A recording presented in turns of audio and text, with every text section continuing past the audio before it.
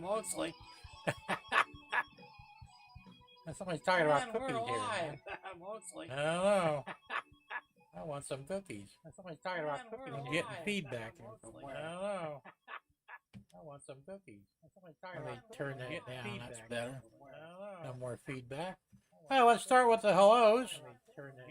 So the first one in today was Martin Searsma. Well, let's start with Glad to see you, Martin, and you get the cookie. So the first one in today was Martin Searsma. After that was Gerald Stewart. You get the cookie. He came in a close second. He gets the half cookie. Gerald Stewart. He's probably ready for one anyway. Came in a close He's got some plumbing issues. He gets the half cookie. Good to see you, Gerald. Let's see who else we got here. Good to see you, Gerald. We were going back and forth for a while there. Good to see you, Gerald. Going back and forth for a while there. Yeah, all right. Hot Dog Pilot Andy. Hey, Andy, how's it going? Good to see you here. And Race Fan, good to see you here. Andy. Hey, Andy, how's it going? And we got an early bird. James Galton from Dundas Junction Metal Railroad. Good to see you, James. Now we've got ELS DP45. Good to see you as well. Now we've got ELS DP. And we got the birthday boy. Good to see you as well. Dwight from Curly Express. Dwight, once again, happy birthday, my friend. Hope you're having a great birthday day. Once again, happy birthday, my friend. And let's see what else we got. Who else we got here? Happy birthday, my friend. Scrolling. And let's see what else we got. Who else we got here? Yeah, James said his wife made him cookies. I want one. Yeah, James said his wife made him cookies. I want one. Yes, you do, James. You got the cookies. Made him cookies. Yeah, we got Ray Bertelson. Echo, echo, echo. I think I got the echo straightened out. Hopefully. Yeah, we got Ray Bertelson running here, so I think I got the echo. There shouldn't be any echo. Hopefully. Yeah, we got Ray Bertelson. Let me know if there still is. Anyway, good to see you here, Ray. Now we've got C&L Lines. Curtis, how's it going? Good to see you. Now we've got C&L Wine, and he says, Jim, how's it going? Good. Oh, I'm here for now until the wife makes dinner. There you go. He says, Jim, how's it going? Good. Oh, I'm here for now until the wife makes dinner. There you go. Ever get the feeling you're in an echo valve? It's not still echoing, is it? You're getting a lot of echo. I don't know. Where the hell is it coming from? It's not still echoing, is it? I don't really know. You're getting a lot of echo. I don't know. Everything in here is turned off. But something obviously is causing the echo. Everything in here is turned off. Let me try something here. But something obviously is causing the echo. Everything in here is turned off. Let me try something. But something obviously is causing that. Everything in here is turned off. That fix it? You still got it. Yep, still doing it. That fix it? You still got it. Where the hell is it coming? Yep, still doing it. Oh, wait a minute. Let me try something else here. Where the hell is it coming? It's still doing it. Okay, I found it. Problem solved. Yeah, I thought I had that muted. Apparently not. The echo should be gone now. Is it gone now? It should be. Waiting to hear.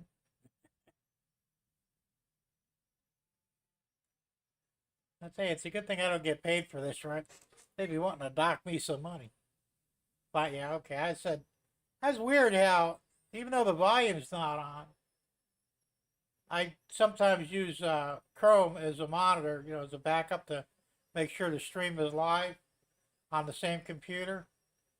I forgot to mute the sound on it, even though I can't hear anything here.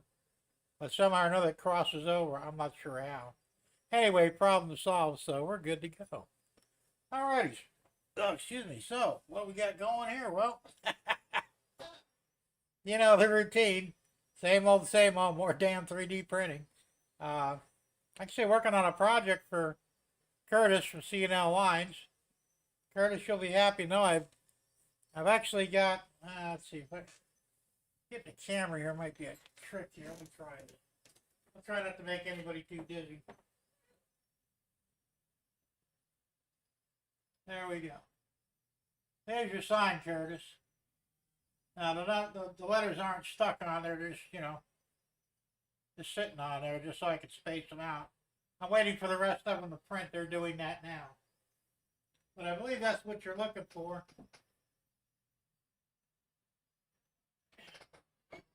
And I built this bracket, but I didn't like it, so I haven't printed the new one yet. I made a thinner one. This one's too thick. But it's the right height and all, but I'm going to make a much thinner one. 1 millimeter, I think, all the ways around. This one's 3 millimeter. Actually, I think it's 5 on the vertical upright. That's too much. So we got that corrected, so that's going good. Actually, the letters are done. Let me grab a few of them.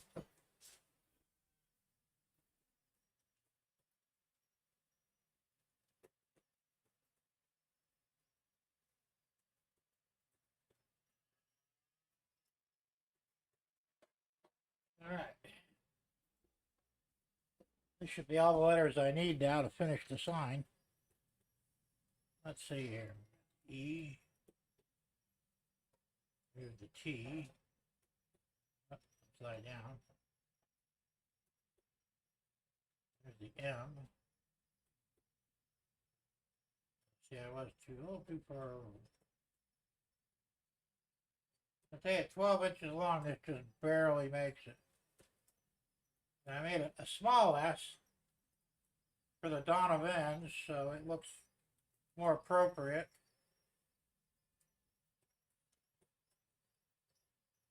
And I've got this one here.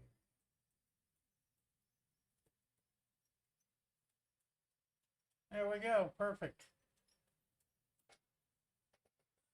Looks pretty good. Let me swing the camera over again and we'll show you what it looks like.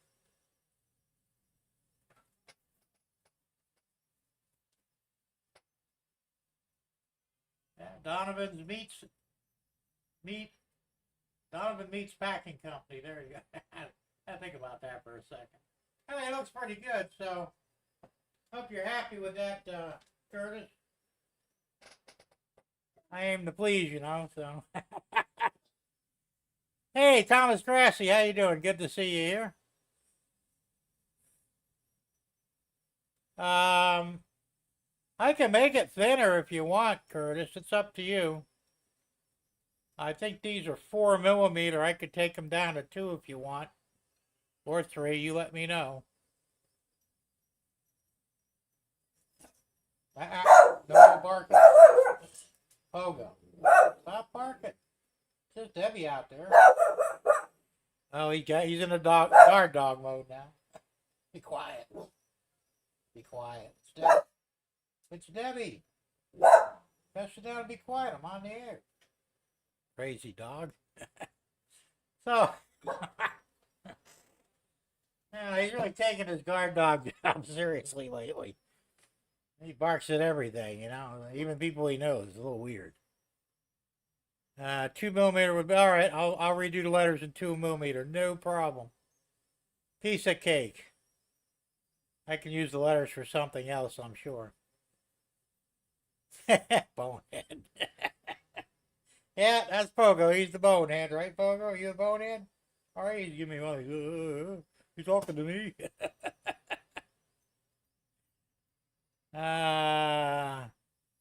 What does that do on Sunday? Okay. Yeah, it'll be later on. Well, probably won't be tonight. Probably tomorrow. But I'll get one off to you.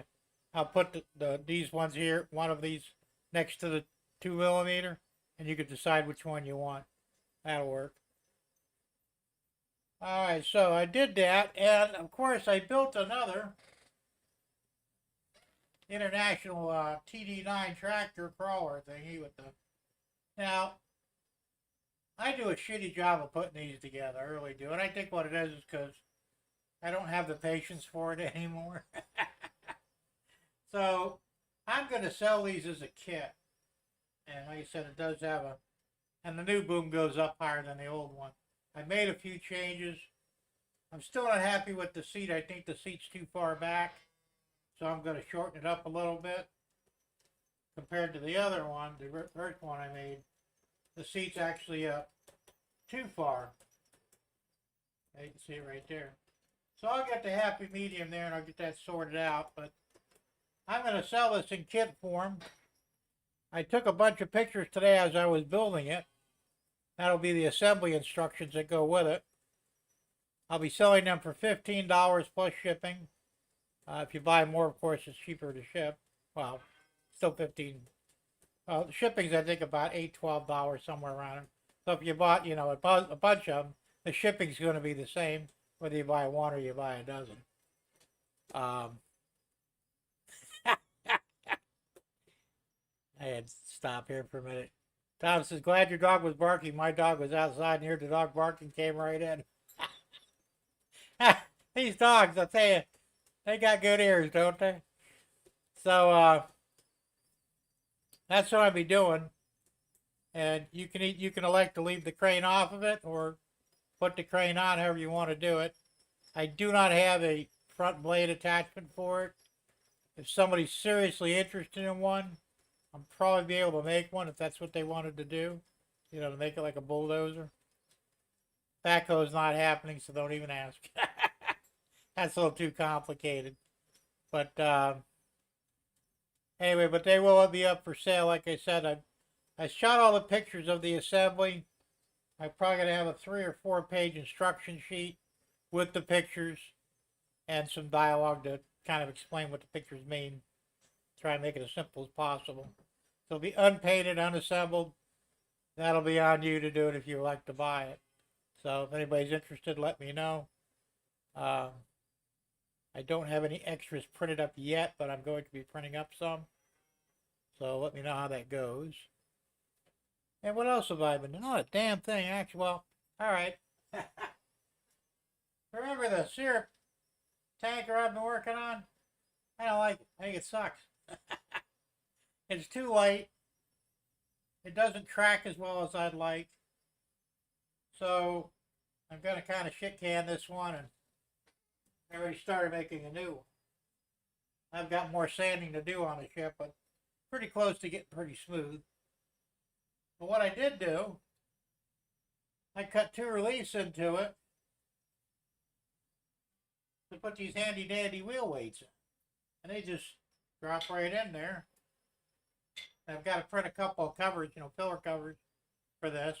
And they'll be in there. I'll glue them in anyway, but I'll put some covers on it so you won't see the bottom things. Well, that makes it quite a bit heavier and it should track much better. Plus,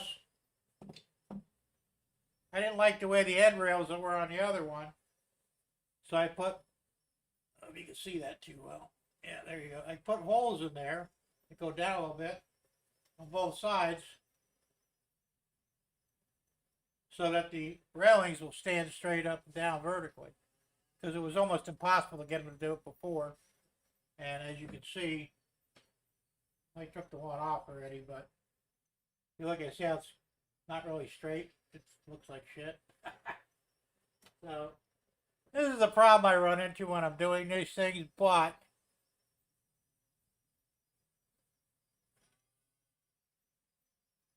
yeah, I could do that, Thomas, but it's so much easier just to print it with the relief already in it. And I got these wheel weights, which I got tons of them. And it's so much easier to just drop them in there and not have to fool with it. But that's not a bad idea if I wasn't going to go that route. So my problem is I'm too picky. And I don't want to sell something that I think looks like shit. So this is like my, I think, 5th or 6th variation of this now. I think I finally got it right to where I want it. Like I said, I got to sand this down more. Sanding it down very smooth. I think I'm going to switch back to a flat paint, flat black. Or I may even sell them unpainted, but fully assembled. And you can paint them any color you want. And I'll include maybe a decal kit for it. Because I did print decals for the black one. That's these ones right here. Cargill Foods corn sweetener tanker. So, of course, this will only work on the black car, but I could use other colors, or if you want, like if you're going to pick a white car, I'll just put it on clear clear decal sheets. So it'll be available either way. But, to make sure that didn't stop, it shouldn't. So anyway, that's what I got going with that. And that's really, I wound up taking a few days off this past week. I just got, I just needed to just kind of relax and not do anything. I mean, I did actually do a few things, but not in here. I was having some issues with my air conditioning unit in the house. Think I finally got it fixed. It's a screwy thing. I don't know how many of you guys know anything about air conditioning, but I probably talked about this at one point. Before I get into that, I got a question here from Andy. How the coaches are working on come out? Oh, you mean the ones that I built for Curtis? They came out beautifully. Now, they're not painted yet or decaled. I've already sold and transferred them to him. And hopefully he'll show us what they look like when he completes them. But the print came out really great on them. Nice interiors, excellent exteriors. And it should be a nice set of cars when he finishes them, if that's the ones you're referring to. I no longer have them in my possession, but, So, yeah, they came out real nice. So, anyway, when this house was built, I guess, I'm like the third owner. It was built in 94, I think. And I just bought it 3 years ago. But anyway, the air conditioning in there, it's got a split unit, outside, inside, and instead of putting it in the attic where they traditionally put them, it's a closet unit. They put the air handler in the closet, right in the kitchen. Which works out pretty good, because unless you knew it was there, you wouldn't know it was there. Well, anyway, the first time I went to change a filter in it, I thought, man, I guess the people that wants to change the filter right before I moved in, because the filter was spotless. So I left it in there, waited 30 days, went to change the filter again, still spotless. And, this ain't right. I got dogs, bunnies, birds, cats, You should be getting a certain amount of, animal fur. Going to get caught up in that filter along with dust, dirt, and everything else. So, I go to, oh, that's right, I came home one day, this is a couple years ago, but I came home one day, it's hot as hell in the house. The outside unit shut off, so I think, oh shit, now what, right? So I thought, well, wait a minute, let me double check something. Because I wasn't getting, the air handler was still running. And I wasn't getting any airflow out of the vents. So I'm thinking, okay, well, even if the condenser shut down from thermal expansion, heat or whatever, you'd still get airflow through the vents because the air handler is still blowing. So I open up the closet, and the first thing I notice is about this much of the bottom is wide open underneath the air conditioner. I'm thinking, well, that's stupid. You got a filter on the other side, but nothing here, so it just bypassed the filter, went in through the closet, right? So, in my ultimate wisdom, I said, well, I'll fix that, because I wound up having to clean the coils. They were filthy, I don't know how long they've probably never been cleaned for all I know. It took us 3 days to get them cleaned, doing it ourselves. So I took a piece of wood, piece of plywood, put it in there to seal it off, right? So you're now, the filter has to, everything's going to go through the filter now. Well, it didn't take too long before it started freezing up all the time. Not all the time, but every now and then it would freeze up. You have to shut the unit down for 24 hours, let it defrost. I'm thinking, I know I'm not low on Freon. So this happened again. Hey, Jasko, how's it going? Good to see you. This happened again, and I said, I wonder if it's got something to do with that plywood I put up. So I took it back off. Haven't had a problem with it since. So the working theory is, and as I said, this is the stupidity of it. I don't know who put the unit in. Everybody didn't know what the hell they were doing. I've got this big, it's an 18-inch tall grill, and I think it's 18 by 20 or something like that. It's a huge grill. That's actually in the living room. But the opening in there is only like this. It's like maybe 8 inches by 16 inches, somewhere around there, 18 inches. So when I blocked off the other end, I wasn't getting sufficient airflow through there, and that was causing the coils to freeze up. So now what I'm going to have to do is, I've got the piece of plywood, I took it off, I'm not putting it back, but I have to frame it in front of that and maybe put a Hogshair filter in. So at least still the majority of the intake, well, some of the intake will go through the filter, but then the regular filter, but then I'll also have the one in front of the louver doors. It's a stupid setup, but the only way they could have really fixed it would have been to raise the unit about another 2 foot to be able to utilize the entirety of the grill that they put in the living room wall. But then you wouldn't be able to get to the internals of the air handler, which that, of course, would have been a problem if a motor or something like that burned out, or one of the contactors or some deal. Anyway, I've bored you long enough with that, but that's why I spent a couple of days screwing with that, trying to figure it out. And the rest of the time, I just basically didn't do nothing. So, you know. Thomas says, Jim, my extruder motors now in New Jersey. Via FedEx be here tomorrow. Hopefully be printing again after work. That'll be good. That's good to hear. That should hopefully fix your problem. I hope, anyway. You know, I've got it. You know, I don't know if they'd be compatible. Because like my other printer, I gutted it before I tossed it. So I've got 4 of those motors. And I wonder if one of them would work if I needed it to work on something like that. Something to think about. I should probably check. That's why I kept it spare parts like that, because a lot of times a lot of parts will interchange, which of course is a good thing. Hear the rooster? Going nuts.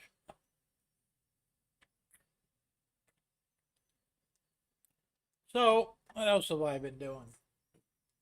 Like I said, I didn't get much done in here today. I really wanted to. We do have a couple of videos to watch. I think one was sent in by Tom Grassi. And also one was sent in by Thomas Moore. I think, or maybe both, I don't remember. But I'm gonna show them now. They're shorties. I think one's like 4 minutes, the other one's 2 or something like that. Here's the first one.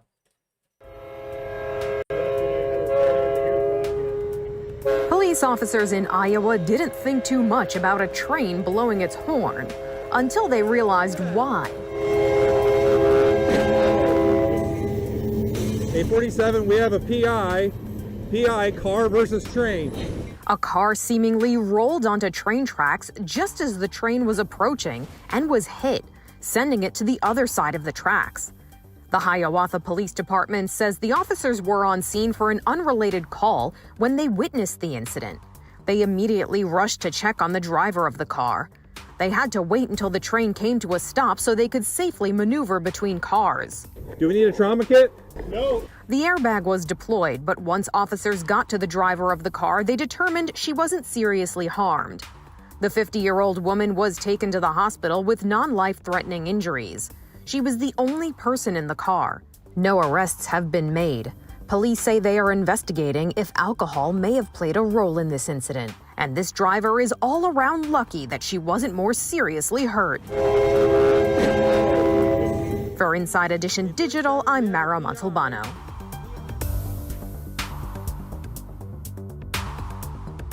You just can't think stupid. I think she might have been drunk, though. She might have passed out at the wheel, because she wasn't even going that fast. Like she's passed out, just casually strolled through there. You know, you can't fix stupid, right? But she's lucky to be alive. This other one, nobody got hurt, but it's a pretty good representation of a derailment that went awry. Check it out. There's no sound on this, by the way.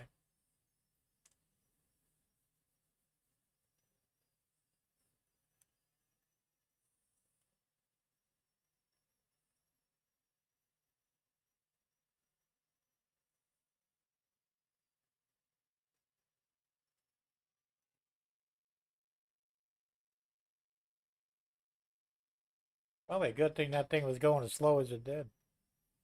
There they go.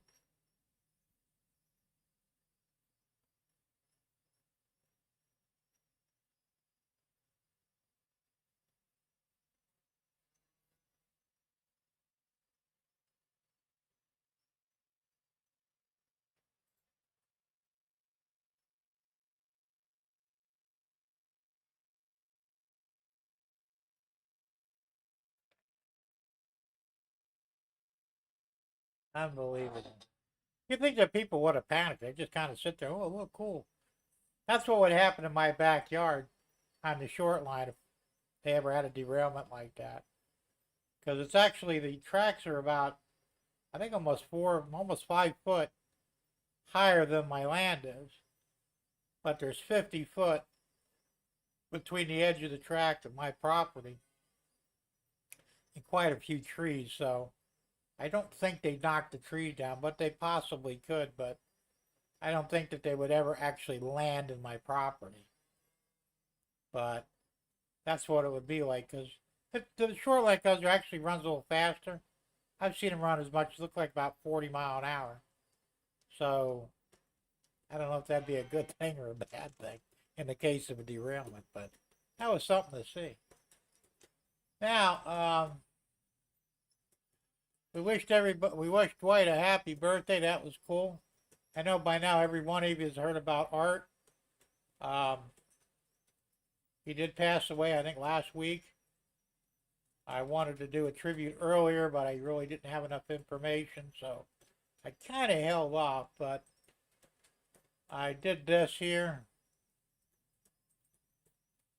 And Arthur Thompson, we knew him as PDRR engineer. I don't know what exactly caused his death. It probably was old age. He was up there in years. But he will be missed. He was a good guy. I didn't know him personally. I did communicate with him a few times in the email. And of course, he lived here in Florida, I guess. So, and this is another thing. Now, I don't know how many of you guys know about this, but on October 25th at the Cafe Murano in Altamonte Springs here in Florida. It's a little bit north of Orlando. Between 4 and 7 p.m., they're going to do a celebration of life. Now, my wife pointed out that I didn't catch it. They spelled celebration wrong. I don't know if that was on purpose or they just didn't know. Not a big deal, but it may have another meaning. I'm not sure. But anyway, if you're going to be in the area, it'd be cool if you can hang out with us. I'm going to be up there. Me and the wife are going up. I know Tom and his wife, Debbie, they're going up there as well. Tom's changing things. And probably, I wouldn't be surprised if Curtis and his wife will go too. Like I said, Art was a great guy. He was really involved in the hobby, you know. Backed up everybody on what they did and always had great things to say about everybody. So he'll be missed, and it's very unfortunate that his time came up so soon. But then again, they always come up too soon, don't they? And you know, this could happen to any one of us, unfortunately. Hopefully not for a long time, though. But just wanted to say, hope you're at a better place, Art, and may there be many trains where you're at. And I'm going to go ahead and take this down. I hope you guys, if anybody needs to see this again, let me know. I'll post it back up there. And we'll go from there. And I'll leave the banner running for now. So now we've got that out of the way. Let's see what else we got going on. You guys were, I'm sure some of you guys were on Morning Brew this morning with Dave Thurber, and there was a lot of talk about railroad signaling. And I'm interested in signaling myself, although I didn't plan ahead for it, so it would be very difficult to set it up now, at least for me, because it would require a lot of under bench time, which I don't want to do. Now, not even that, I really can't do it. So,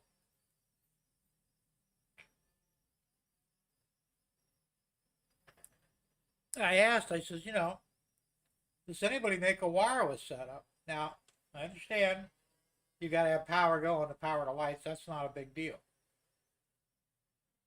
That's the easy part. It's all the block detection, all the other stuff that'd be a problem. Now, so I asked, I said, does anybody make a wireless setup for this? Or maybe somebody should if they don't. Well, apparently somebody does. And it's a company called GreenSteamProducts.com. One of the guys, I think it was Jason, he recommended it, so I looked for the site after the show. And they have, I didn't really get into great detail, but they do have wireless components for active switching on the model railroad. Which, if you think about it, shouldn't really be that much of a big deal, you know. And it would save a whole bunch of wire. Like I said, you know, prior to the stroke, I wouldn't blink an eye at wiring stuff. Today, not so much. So if anybody's interested, check that out. Like I said, it's called Green, as in the color green, Steam, as in steam locomotive, products.com. And see what they got. I didn't check prices or any of that stuff, so I don't know if it's expensive or not, but it might be even worth a few extra dollars if it truly is wireless. Like I said, except for the power part. But running, you know, 3 volts, 6 volts, 12 volts, whatever it takes, to the actual lights is not a big deal. It's the switching that's the issue. And while you probably could do it manually, that'd probably be a real pain in the ass. So, an automatic system would be a lot easier, you know. So that's something to look into if anybody's interested in it. I did buy three signals. It's supposed to be, I was going to put them in over here because this I can lift up and actually work on the tip up and set them up there because I do have 2 turnouts to switch tracks right there. So it would actually be a useful item there. But there's other areas where I could use them too. I have down on this side here, there's 3 or 4 turnouts, which signals would really be a blessing, you know. So we'll see what happens. Alright, did this thing quit on me again? I think it did. Why? Why is this doing this now? Damn it.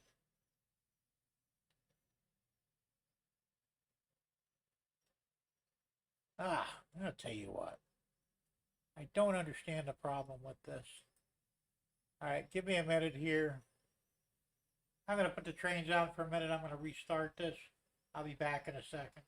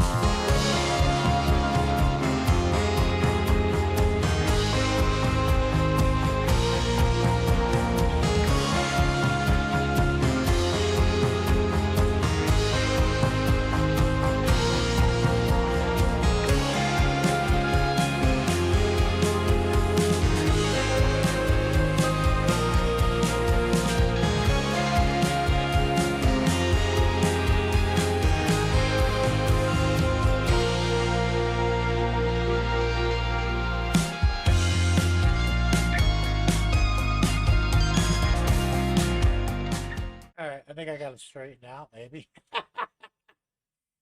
So, let's see what we got going on here. Back up here. Alright, we got that already.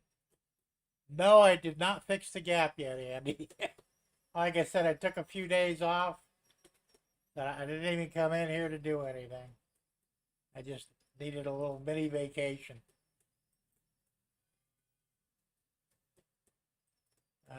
Leader role? I don't fully understand that, James. But Andy said the French say to the crunch. Okay. And he says my son's not working on the real thing at the moment. Lucky him. Hey, Gerald, how's it going? Good to see you.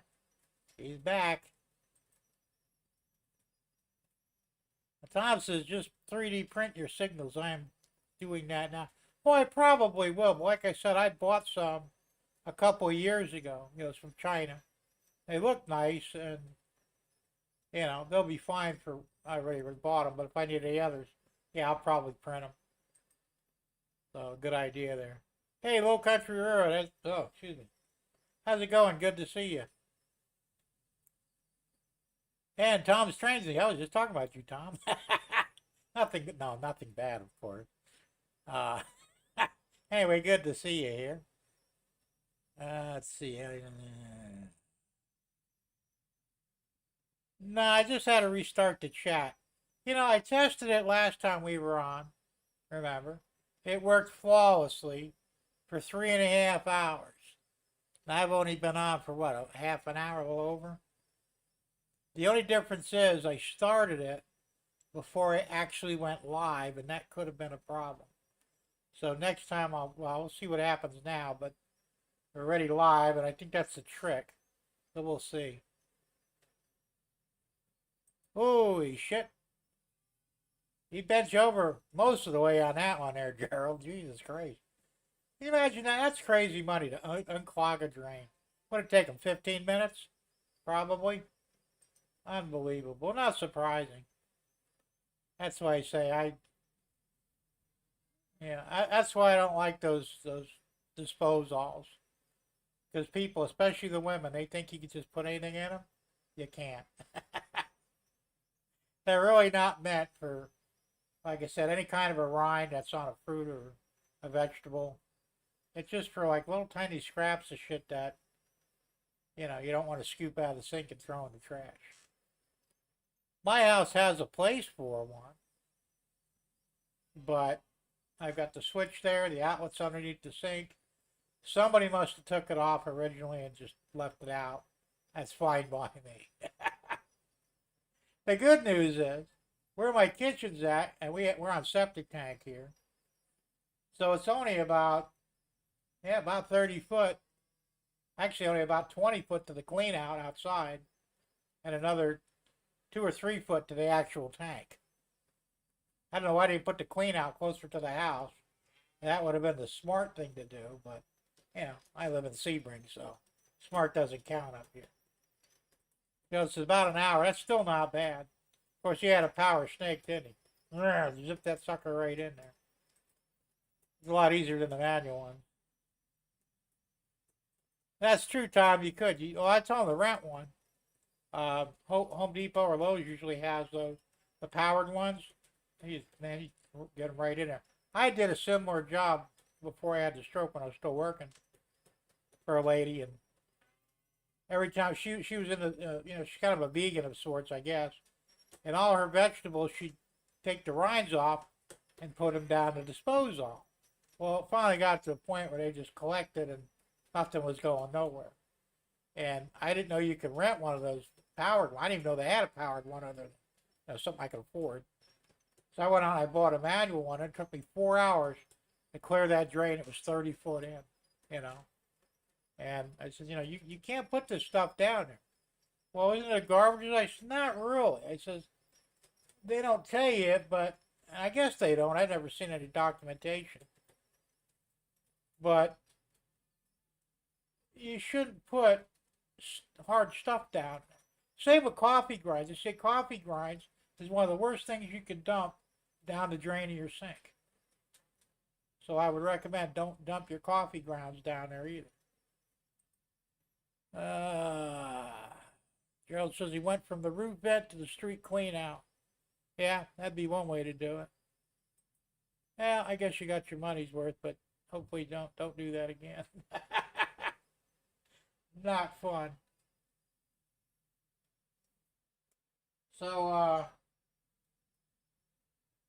yeah, I'll tell you, working on houses, I'm getting at that point where I don't want to do a lot of this stuff anymore. The problem is I can't afford to bring in professionals. Now, I had a couple of line leaks, and all my plumbing is over in the attic. You know, it doesn't go underground, which is kind of a good thing, sort of. So all of it's in the attic and down the walls. Well, the first time I had a leak was right up over the kitchen ceiling. I have vaulted ceilings in the kitchen and the living room. So the water was actually draining into one of the light fixtures. Water didn't short out. So I can't get up in the attic, so shit, I'm going to have to call a plumber. I got real lucky. The guy was really cool. He went up there, looked at it, came back, he said, well, it's going to be around $60. I said, no, okay, go ahead and do it. And I'm thinking, Jesus, you know what the hell he's talking about? Well, he cut out a section about a foot long where the leak was and put in they use those, I can't remember what they're, alligator, crocodile, something, clamps. They work really cool. You just slip the pipe in them and it grabs it, doesn't come off. Put one of those in there with a new section of pipe and problem solved. I said, did you check the rest of the pipes? Is anything else leaking? He said, no, everything looks good. So a year later, we're getting water in the master bathroom by the toilet. I'm thinking, well, it ain't the toilet. So I start tearing down the wall. I could hear the water spraying in there, right? So I tear down the wall, or part of the wall. There's no pipes. And well, shit, where the hell's the pipe? I'm thinking, oh no, they put them in the exterior wall, behind the exterior wall. So once again, I couldn't really do the job myself because I didn't have the wherewithal to do it.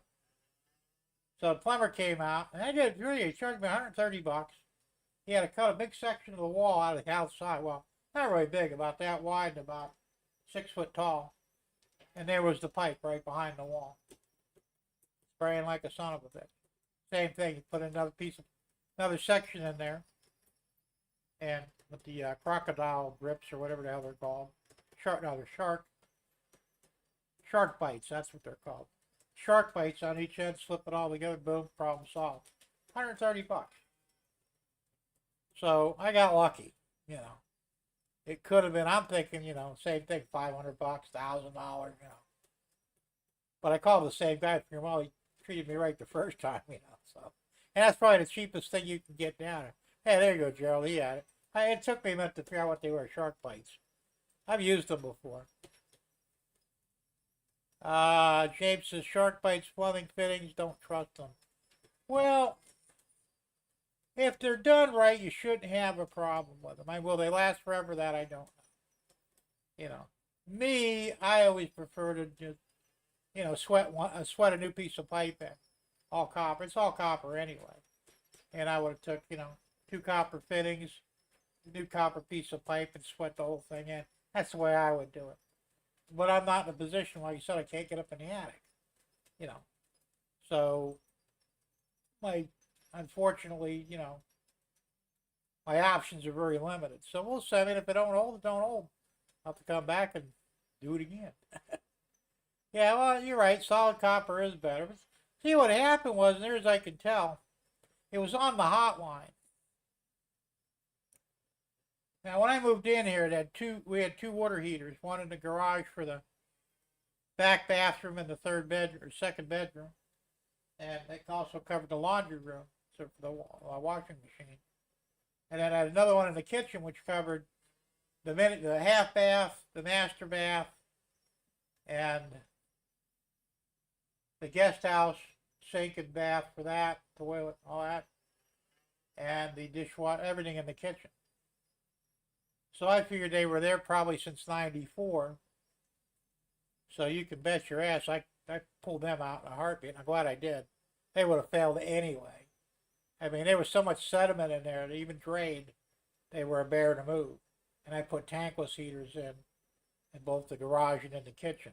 Worked beautifully. Hey, Train Video Productions, how you doing? Good to see you here. He says, hey there, Jim. Wait a minute, I just missed the Jerry stream. Yeah, he was on earlier, but I was busy or I would have went on there, so I don't know what he was talking about. Hopefully some good stuff. That's true, Thomas. You can't really sweat a pipe if there's water in it. You have to drain the water out first. which if it's horizontal, which the one in the attic was, would have been a piece of cake. However, the one outside in the wall was vertical, that would have been a bit of a problem. So, but yes, you are quite correct. The shark bites, they said that they work. You know, I trust them. That's not always possible, James. Sometimes it is, sometimes it's not. So, like I said, unfortunately, it's the way it is. Hey, Ray Bertelson, how you doing? I guess you don't like the shark bites either, huh? Like I said, me personally, I would sweat new pipes in, you know. Rick's River Raisin River. Can't talk to me. Rick's River Raisin Train. Say that fast as you can 3 times. How you doing, Rick? Good to see you. And he says, my house is copper fittings. You can't find anymore. 5/8 fitting and 5/8 pipes.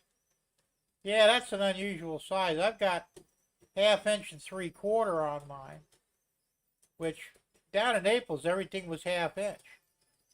I get up here, the cold side's 1/2 inch, the hot side's 3/4. I have no idea why. That's just the way to do it, I guess. Tom Grace says I use compression fittings when I need to join. Well, that's even better, and that would have been easy enough to do too.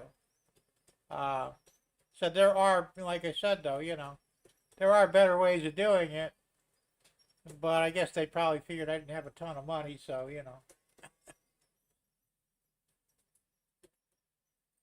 James says Rick's River Raisin, the 1/2 inch copper is close to 5/8 OD.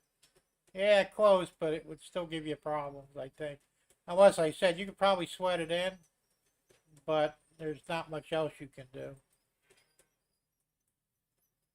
So, like I said, the biggest problem I think is, like I said, the sediment that was in the hot water tanks must have got up in the line somewhere and actually started eating away parts of the line, and because it was rotten from the inside out, it wasn't on the outside. You know, little tiny pinhole. That's all it was. But a pinhole can be a real problem when you're under pressure. So.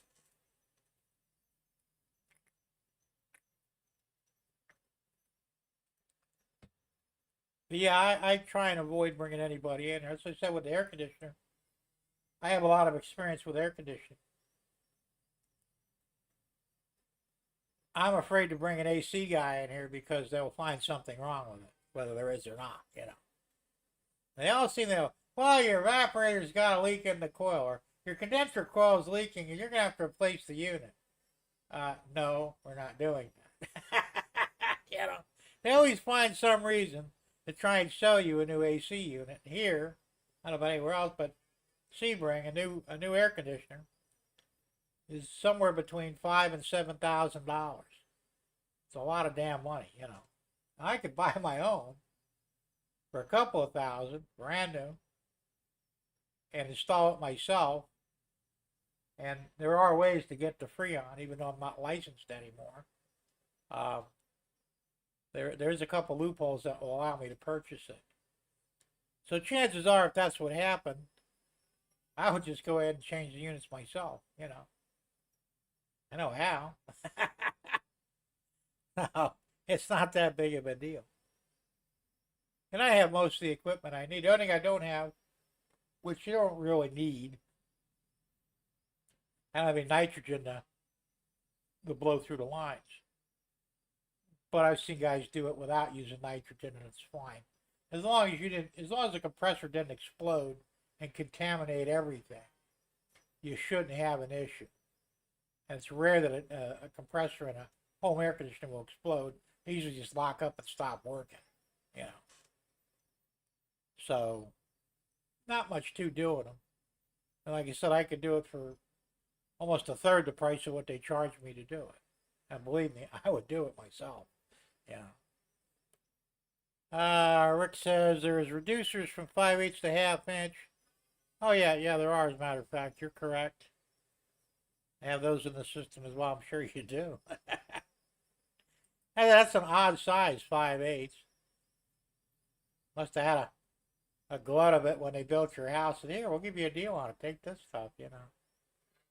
Gerald says, I went to Harbor Freight today and got a 12-piece set of needle files and a 30-piece set of 5mm to 3mm drill bits for $2.99 a set.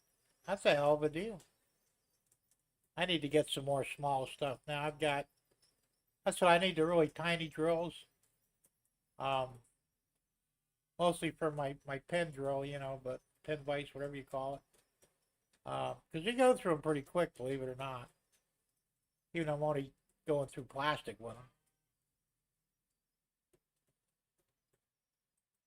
Well, you can't either here, James, but it's funny. I did some research into it because, they pretty much outlawed R12 and R22. R12, of course, was for cars, and the 22 was for most home air conditioners. Well, now they use what they call, is it 502 or 402? Oh, 410. 410 for the house air conditioners, and of course 134A for the cars, which is no big deal. Although they're trying to phase out the 134A, which anybody could buy, and replace it with the Y1234, which anybody could buy, but it's 4 times the price. It's $100 for a 1-pound can compared to $7 for the 134A, which is bullshit. I may pick up a few cans and keep them around here just in case. But anyway, the 410, that's a replacement for 22. However, you can't mix it with 22. So I'm not sure what I think my air conditioner has 20 or R22 in it. Pretty sure, but even if it doesn't, even if it has the 410, either way I can get them, because I don't know where, I know you can't do this everywhere, but here in Florida, fireworks are technically illegal, okay? But you can buy them as long as you sign a document saying you're going to use them for agricultural purposes. Now, what the hell you're going to use mortars and rockets and Roman candles in farming is beyond me, I can see the firecrackers to scare away crows or something, but anyway, as long as you sign the paper, they don't check, you can legally buy them. Well, they kind of do the same thing with the Freon. There's a company on the internet, I can't name names for obvious reasons, but as long as you sign a document saying you're buying it for a licensed user and they don't check, you can buy it legally. It's a loophole. So I'd be more than happy to do it. I don't care, because I think it's all bullshit anyway. But yeah, that's the way that works. Tom says, does anyone here know their PSA level? Found out today mine was 4.2. What the hell's a PSA level? Is that for like prostate or what? I don't even know what mine is. I know mine's normal, based on the exam that they do.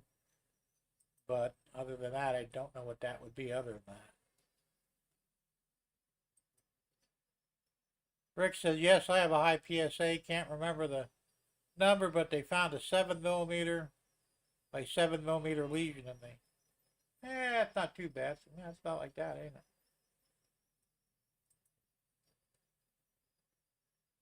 Yeah, I do too, Gerald. I used to buy 30-pound canisters for $15. I always had 2 or 3 30s around of the 22 and 12. 22 was cheap too. Problem is, I had a bunch of idiot friends that liked to huff the shit. And it was so cheap, I didn't care at the time. And, you go, can you have some R12? Yeah, go and knock yourself out. Remember, if you're going to die, though, go out in the street and die. Don't do it here. But I wasted a lot of Freon on these boneheads so they could get high. Had I known what was going to happen to this shit, I would have locked that stuff up tight to the drum and said, nobody's going near it. I'm keeping this shit for life, Shame. Rick says, I have to go for an MRI in a week to find out what it is. Okay, well, prayers for you, man. Hope it's nothing serious and can be easily dealt with. Bowl smoke. Yeah, okay. Rodent control. Yeah, I guess. Straw man. Okay. Curtis says mine is 1.9. Is that good? I have no idea. Train Man 1. Hey, how you doing? Good to see you here, man. We're talking about prostates and Freon and explosives. And no, there's no correlation between the three as far as I know. Curtis says over 4 is the time to go to the doc and get it checked. Okay, that's good to know. Like I said, I don't know much about that. They do the little whatever. Yeah, you're good. Good for me. Tom says I cannot have an MRI. Why? Well, you got a pacemaker too, right? But you can still go in the machine with a pacemaker. They just have to put it on a low level. Because I asked the same thing. Because I have a pacemaker too. That's the only reason I would think of that you could use an MRI. Unless you're allergic to the dye. But they supposedly have other things too. Now, this is PSA level 4.0 is normal. Okay. Like I said, I know nothing about it.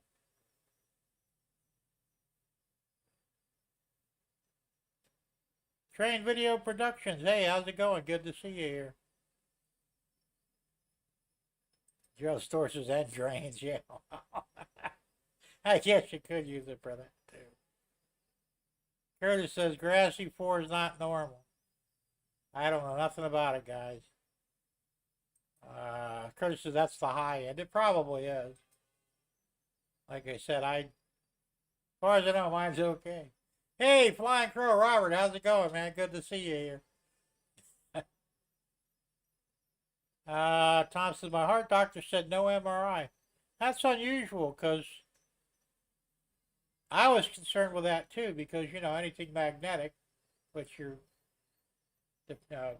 pacemaker would be, could rip it right out of your chest, Because they wanted to give me an MRI, and I go, oh, I can't take one of those. Why not? So I got a pacemaker. Oh yeah, we can still do it. We just have to be really careful. I'm thinking, yeah, maybe we should probably just avoid that anyway.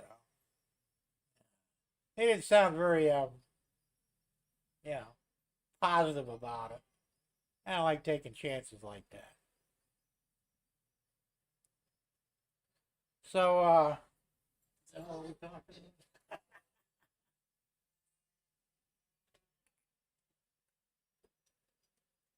Have you guys seen my new signs? Robert, thinking of you. Robert got a sign.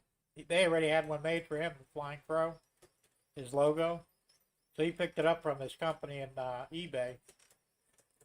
$12.99 plus tax, like 13 and change. Free shipping. So he put up the link to it. So I went on there to see what they had. Of course, they didn't have anything I needed, but I looked a little further and they said, they'll custom make you a sign for the same money. So I don't have a picture of it here. I did a short on it. You can look on my channel. I did do a short on it.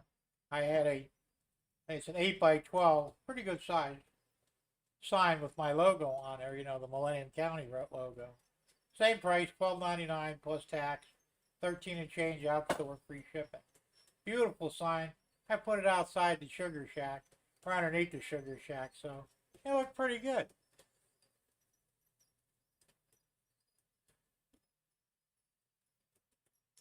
So that was another addition to the shed, Wife screaming out, what the hell are you doing spending money on signs for? It was cheap. This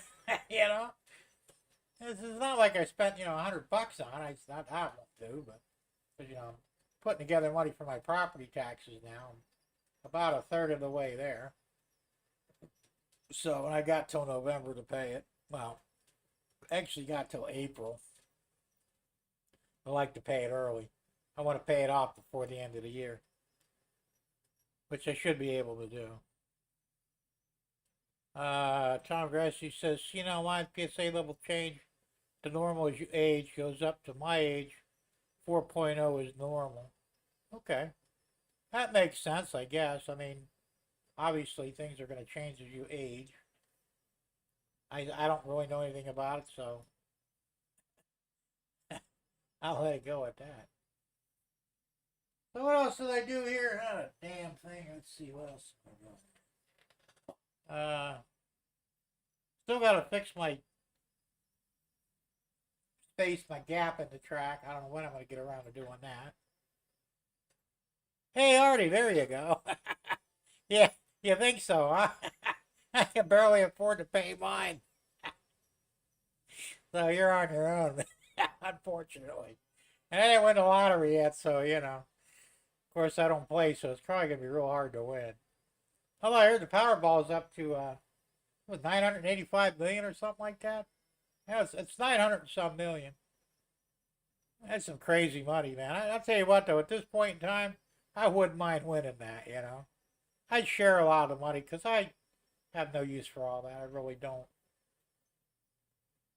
I agree, Tom, and I've been saying that for many years now.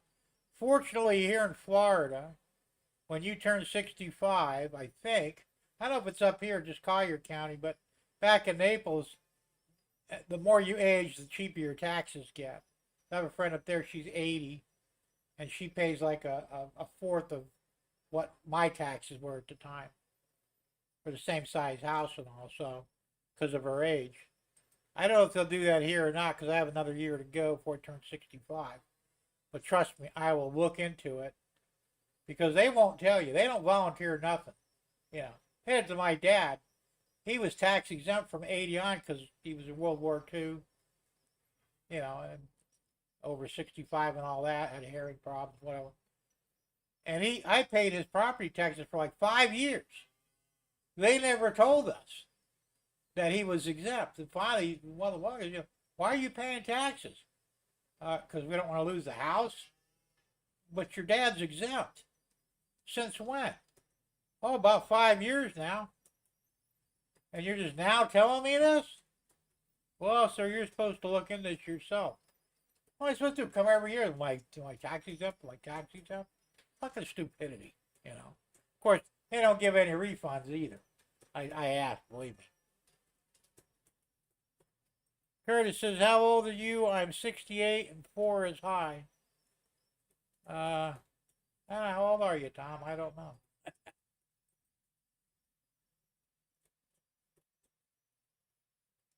It may be on the it may be up to the doctors too. And every doctor sometimes have different ideas on what things should be. Tom says, I'm currently 67, going to be 68 in December. So you guys are damn near the same age. But like I said, different doctors, you know. Let's see. Here you would have been told and would have given a refund. Yeah, well, this ain't fucking Australia, man. This is bullshit USA.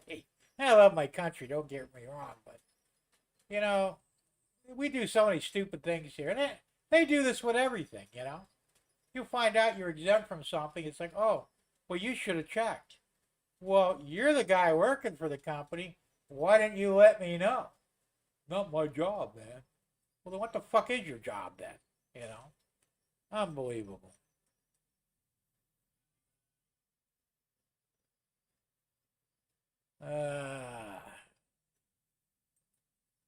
Yeah, you know what they would have done, Tom. They had been knocking on the door saying, get the fuck out. We own the house now. You know. That's, like I said, there's no refunds, man. You know. The money was gone and no big deal, but still sucks. You're not helping. Jim giving me more. Hey, you know, America has a lot of benefits, Artie. It really does. But there's some that we really don't have, you know, and I don't know what's going to happen. I think at some point, the shit's really going to hit the fan here, and things are going to change for the better, you know. It's almost like it has to, you know. Which I could probably do a rant on that, but I'd probably get booted off of YouTube, so I'm not going to rant about that. But trust me, I think things are going to change here very soon. You know, there's too much going on here in this country right now. I think that the vast majority of the people are getting a little pissed off with it, and they're starting to be demanding some changes be made. And I've talked to everybody I know. I've talked to, with property tax, for example. My house is paid for. Technically, I own it, but realistically, I don't. Because if I don't pay the taxes, they come and take it away from me. So there's no true ownership as long as have to pay taxes on it. But, my kids are out of school a long time ago. As soon as your kids get out of the public school system, you should not have to pay taxes anymore because the majority of your taxes pay for schools anyway. I wouldn't mind a small fee for, the fire department or some stupid garbage collection, obviously. But, the vast majority of taxes goes to the public education system, which is shit anyway. So once your kids are grown and out of school, you shouldn't have to pay anymore.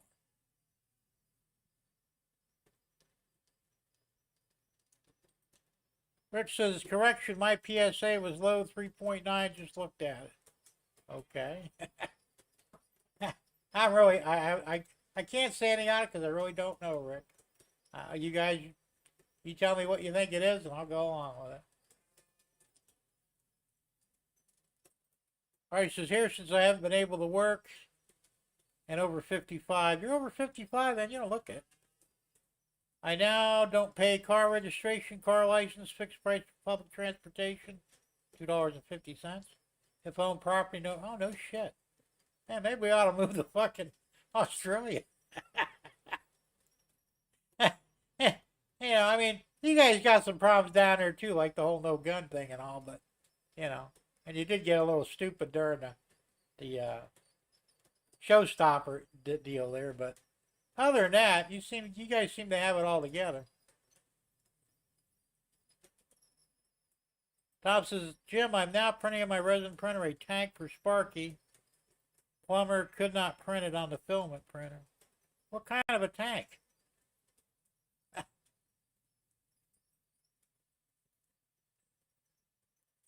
On top of that, free medical. I'll kiss my ass. Well, and that's a big problem we have here. And, I don't expect anything for free, but I think things should be more realistic. 3 doctors I've seen, 10 minutes each, just to get a prescription for the insulin I need because I'm diabetic. $900 the whole bill was $1,100. Of course, Medicare picked up most of it, but they still screwed me over because they charged me as new patient, even though my primary doctor is in the same group. He just wasn't available the days they set up my appointments. So I saw a different doctor and he charged me as a first-time patient, which they can get up to like $500 for. So now I owe these idiots almost $300. Bullshit. Needless to say, I dropped them. I'm going to another doctor, which I got to see next month, I think, it's coming Monday. It's a little more reasonably priced. But that's one of the big problems here is medical is just outrageous. Tom says, our garbage company is a private company. Well, ours is too. But they go through, I don't know how you guys do it in Jersey, but here, they put it on your property tax. It's the, I can't think of the term they use, but it's separate but included in your property taxes. So here, it's $211, I think, a year for trash pickup, and they put it into your property taxes. Same with the fire department; they roll it into property taxes too. So, I think you'd have to respell that. I don't know what a L. Roper tank is.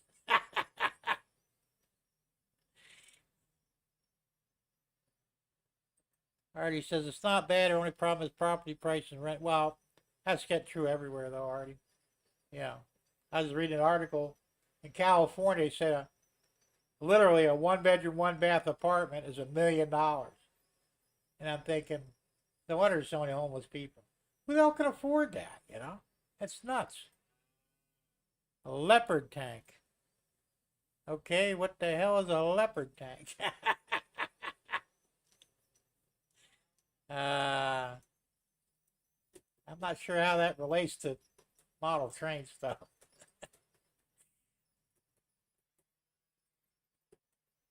Going to see a doctor for you here would be free. Insulin is $3. Yeah, it must be nice.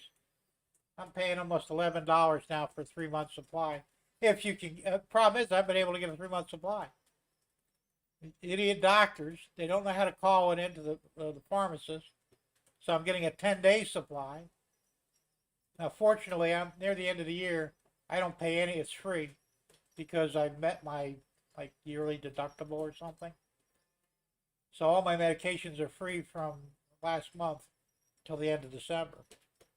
So it's not a big deal, but when I have to start paying for it again, I'm looking at, like $30 a month or damn near $30 a month for insulin that I should be able to get for $11 for 3 months. It's just that some of the doctors here are idiots too. Insulin should be free because, it's just ridiculous. What are you going to do? You're right, Tom. The word free should be removed from the language. Nothing is for free. Someone is paying. That's true, more or less. A pew-pew tank. Okay, I'm still lost. I'm a little slow tonight. I have no clue what the hell you guys are talking about.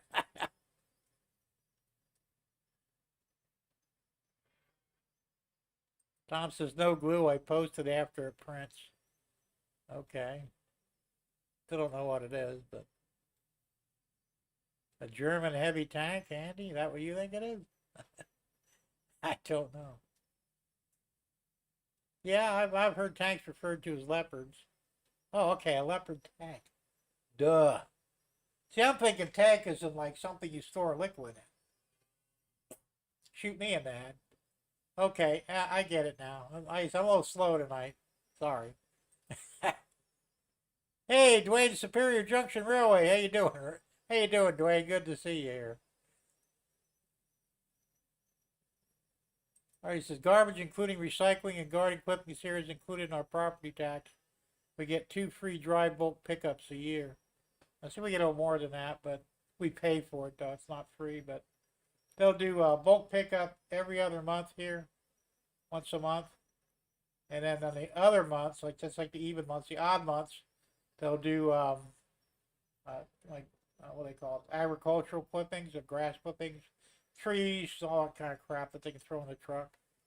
And your regular trash pickup here is once a week. Back in Naples, it was twice a week along with the recycling. They claim they recycle here, but they're lying. The same truck picks up the regular trash and the recyclable. All goes in the same thing. Because I asked them once, they said, well, we separate it in the truck. Yeah, they're lying. Because there's no way to separate it in the truck because it all goes in the same hole. And when they compact it, it's all compacted in one area. So, they're scamming everybody on it. But hey, I don't really care because trash is trash. Stormy Sky, Dave, how's it going? Good to see you here.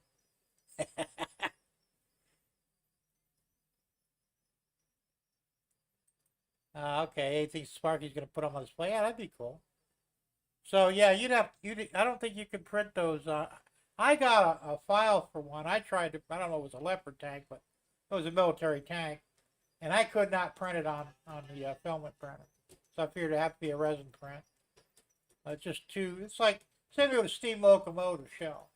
I can't print those either. They're just too highly detailed for a filament printer. That's why you got to have a resin printer along with your filament printer.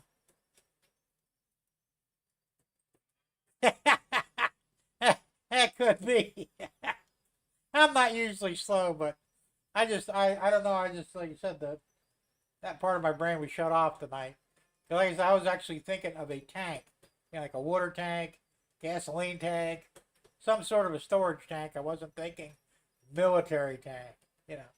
Now, be it said, a military leopard tank Then he would have known exactly what the hell he's talking about, you know. But, you know, hey, it happens. All right, so much for my injury hearing this week. It was a psychiatric assessment for my accident. Took 20 minutes. I could have been stateside. As it was done via Zoom. Why did they give you a psychiatric assessment for a physical injury? I don't get it. That's a little weird.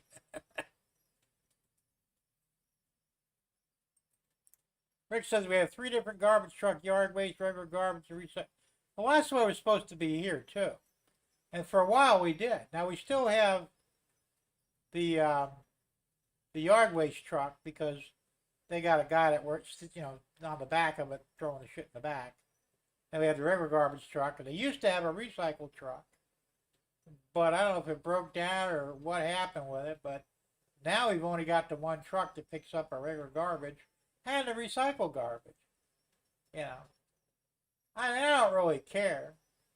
You know, if they try and get another raise this year on the taxes, which so far they haven't indicated they will, I won't say anything. But if they try and get more money, you bet your ass I'll go to the news and I'll say, hey, I want to know why we're not getting separate trucks to pick up this trash and why it's not being separated and recycled properly, you know.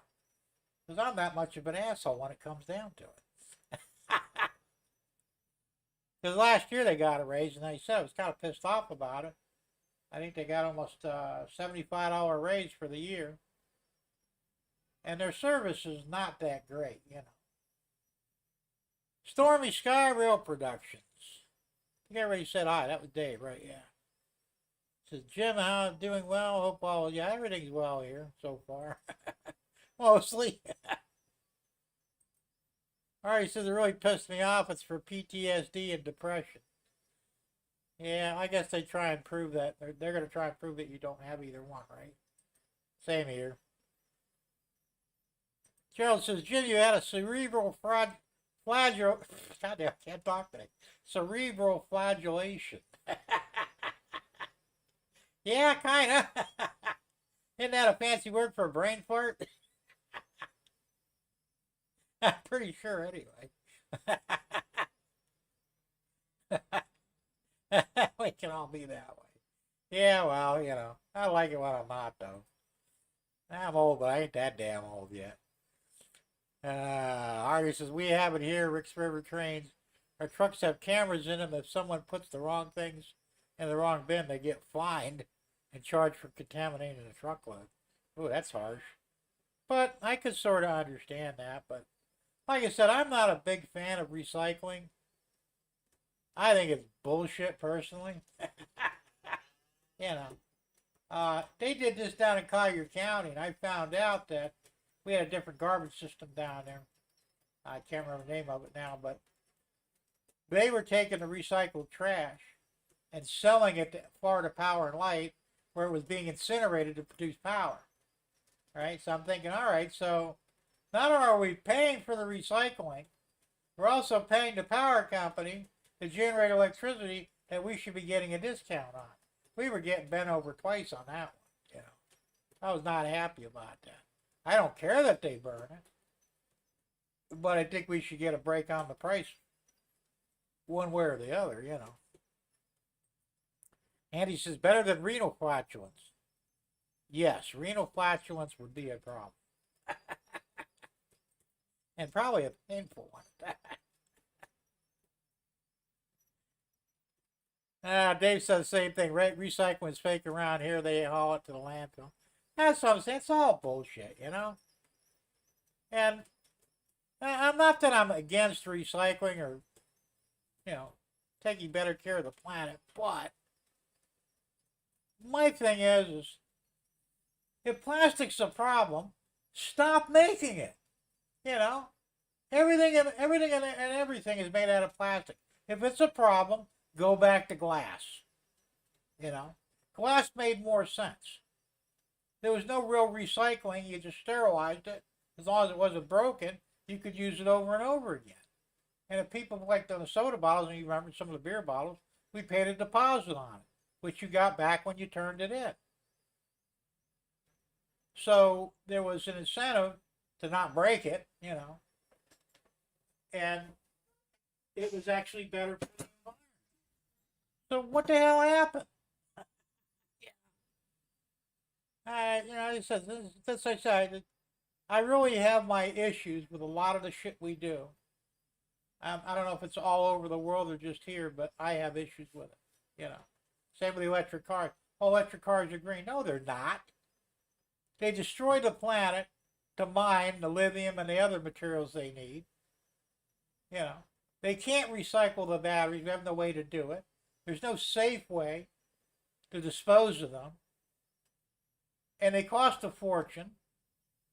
And now they're talking about putting $1,000 a year tax on electric cars to pay for the gas tax that won't be being used anymore to repair the roads. You're already paying twice as much for registration, twice as much for car insurance. And if you ever need tires for them, you can't put regular car tires on an EV because the EVs are so damn heavy they'll just blow out the tires. And I'm sure they cost a fortune when they got to replace them. There ain't nothing green about an electric car. But these idiots will try and convince you that it's true, but it's not. It's the same with recycling. It's all bullshit, If there's a problem, stop doing it. I was reading, there was a report on YouTube earlier from that, I can't remember the guy's name. They do all these cool stuff.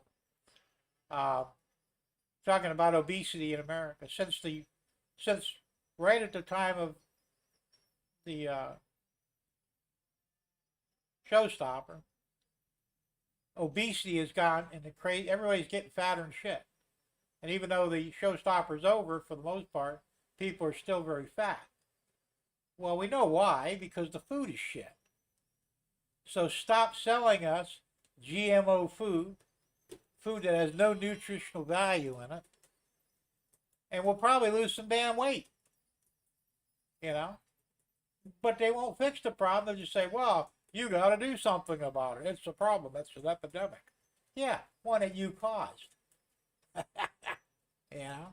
Bullshit. All right, he says the old owner to the house on the corner next to me got fined, $5,000 and tip fee of $35,000. 40 grand, Jesus Christ. I guess that would be an incentive not to screw up on.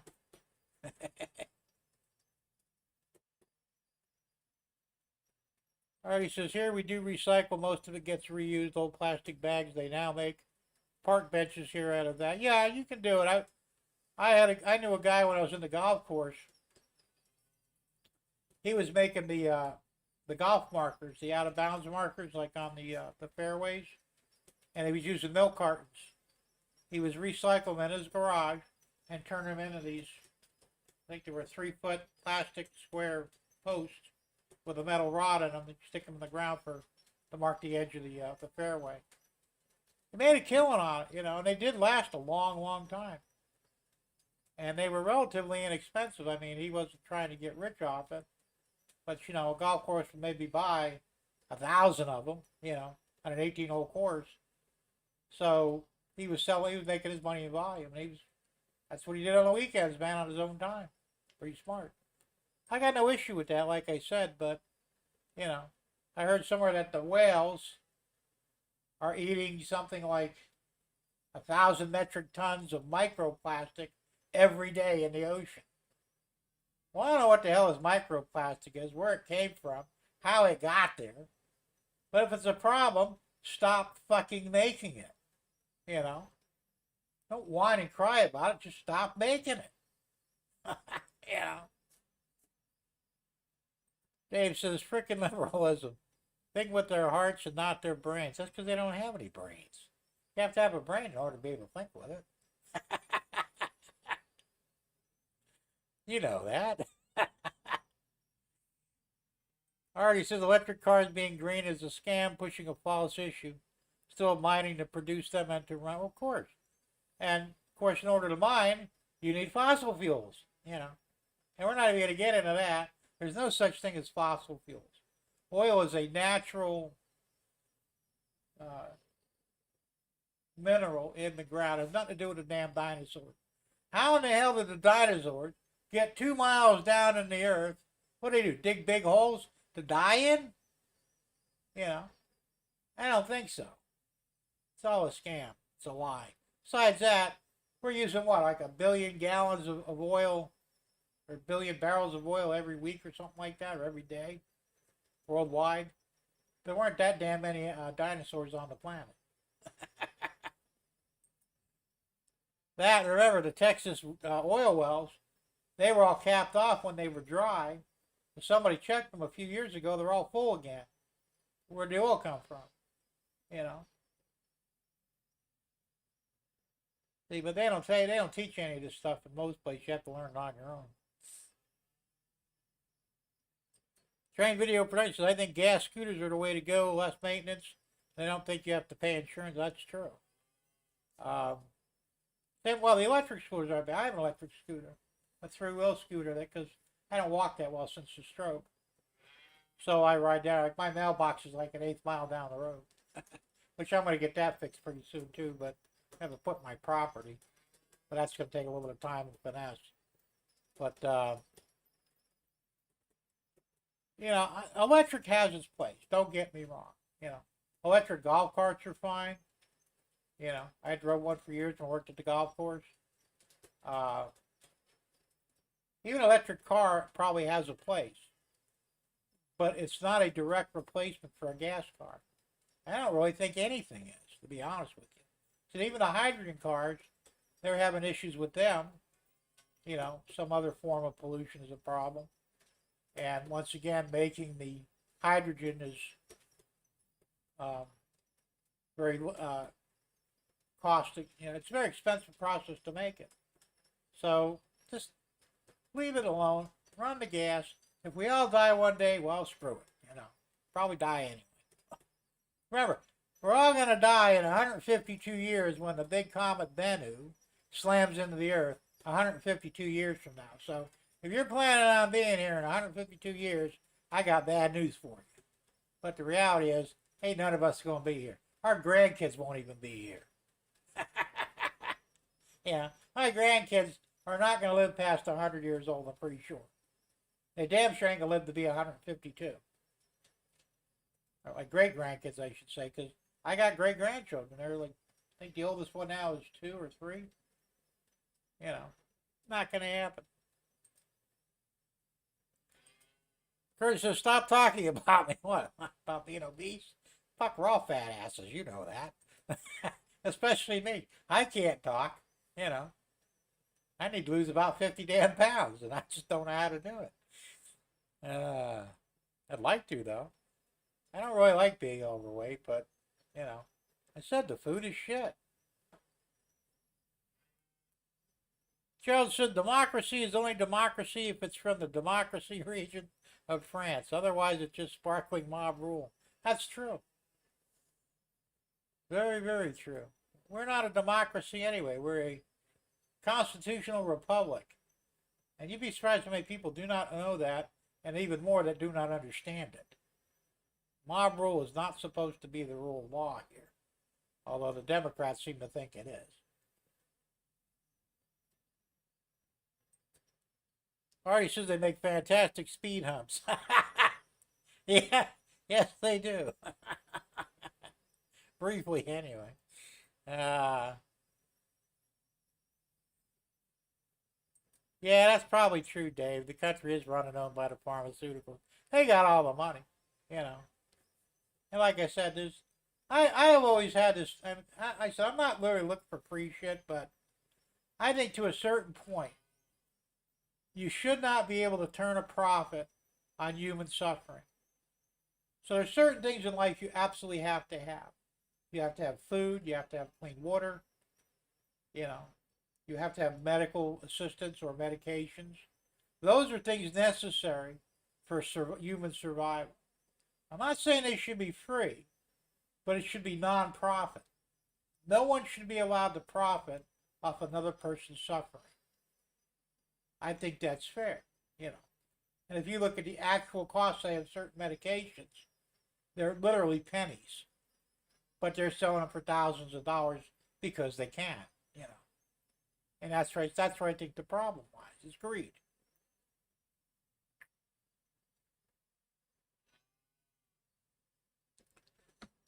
But I don't see that changing anytime soon, or ever.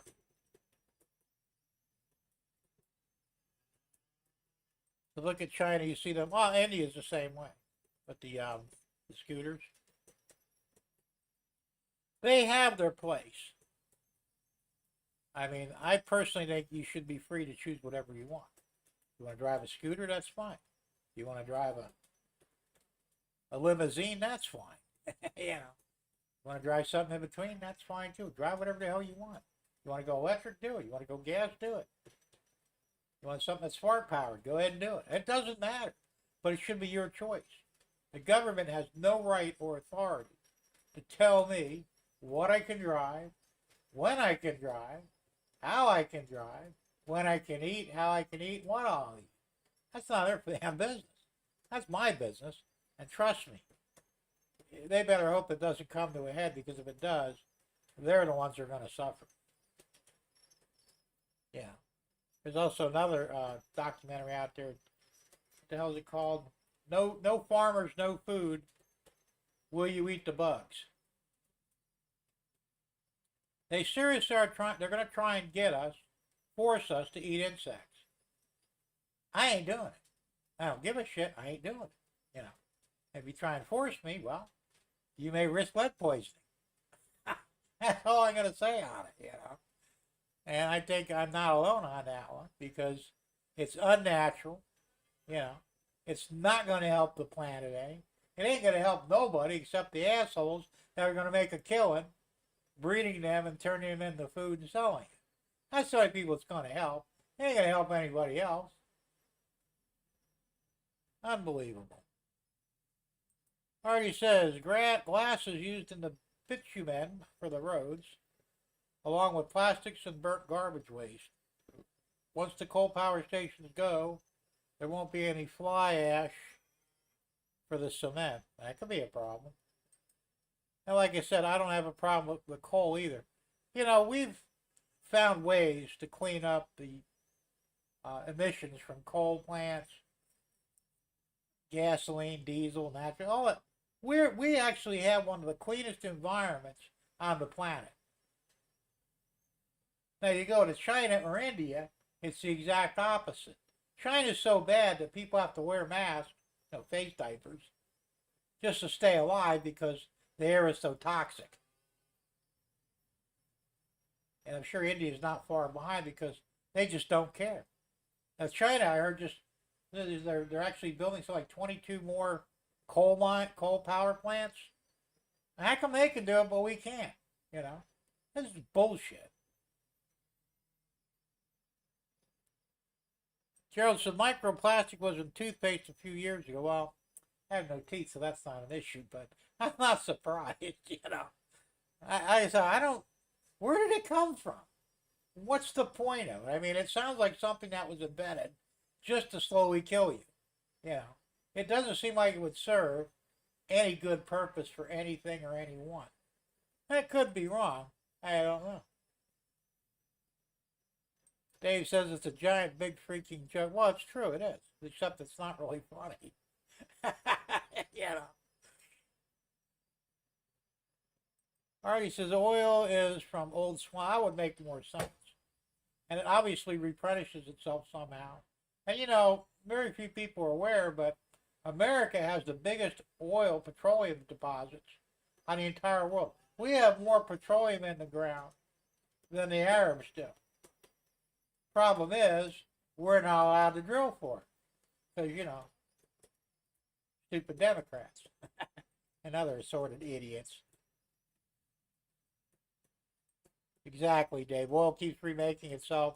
Like trees cut them down, they grow more. Exactly, you know.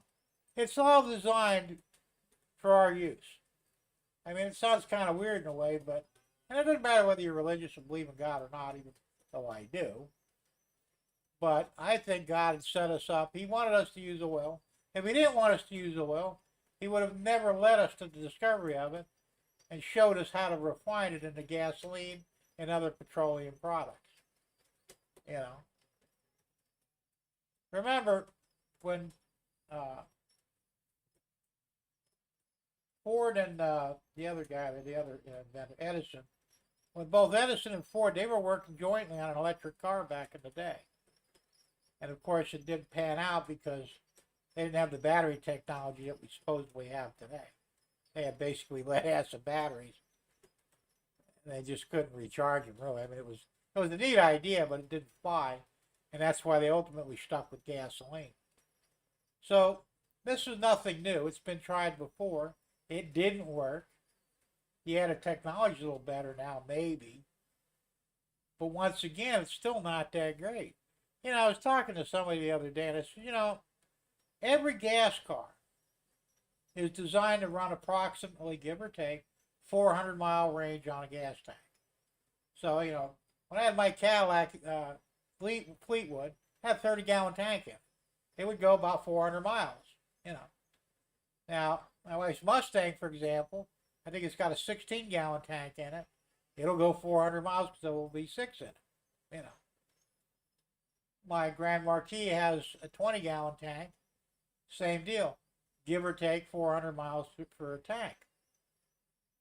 That was like the standard. They actually designed the fuel tank to fit the mileage that the car is expected to get, you know.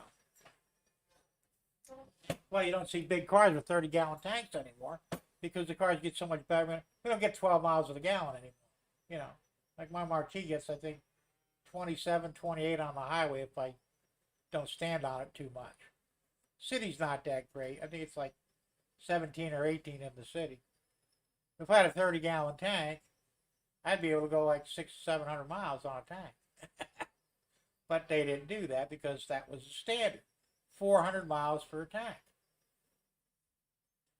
So they're kind of trying to apply the same thing to electric cars. Now, most of the electric cars, the Teslas, I think, go like 375 to 475 on a charge. Once again, depending upon how many occupants are in the car, how fucking fat they are. So you put two 400-pounders in a Tesla, it ain't going that far. You know, and that's the truth of it.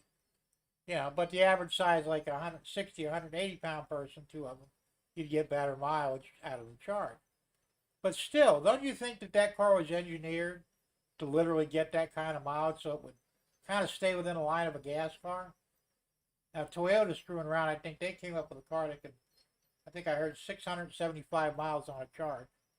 I don't know what car it is, whether it's a little tiny shit box or not, but, you know, big deal. You still have to charge the damn thing, and you're not going to fill up your battery tank in 5 minutes or less, like you would with gasoline. That's the problem. Thomas says the EV bikes in New Jersey are causing all kinds of problems. People are getting killed. They're not good for the roads here. Too many cars. Well, that's a problem too. You know. In order for that to be effective and safe, they would have to have separate roads for EVs, at least bikes and carts and stuff like that. But you know, it's dangerous driving on the road, even with a gas motorcycle. So an electric one would probably not be much better. I already said same here, same problem. Dave says, not with the garbage food. See, that's what I'm saying. The food is garbage. There's no nutritional value in it, you know. Some of you guys probably remember seeing commercials on TV, you know. 75 years ago, a bowl of vegetables would be enough nutrition for a whole day. Today, to get that same nutritional value, you need 11 bowls of it, you know. Because we're not doing biblical farming technique anymore. We don't rotate our crops. We don't use natural, that was the name of it. Can't think of the word now. Natural stuff to, you know, take care of it, manure, that stuff like that. Everything is fake. Everything is, you know, genetically modified, this and that. They're ruining everything.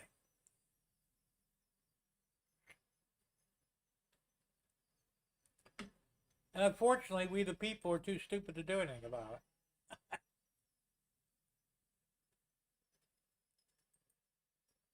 Look, in Paris and France, they're now banning electric bikes and scooters so they're too dangerous. That's funny. In France on that whole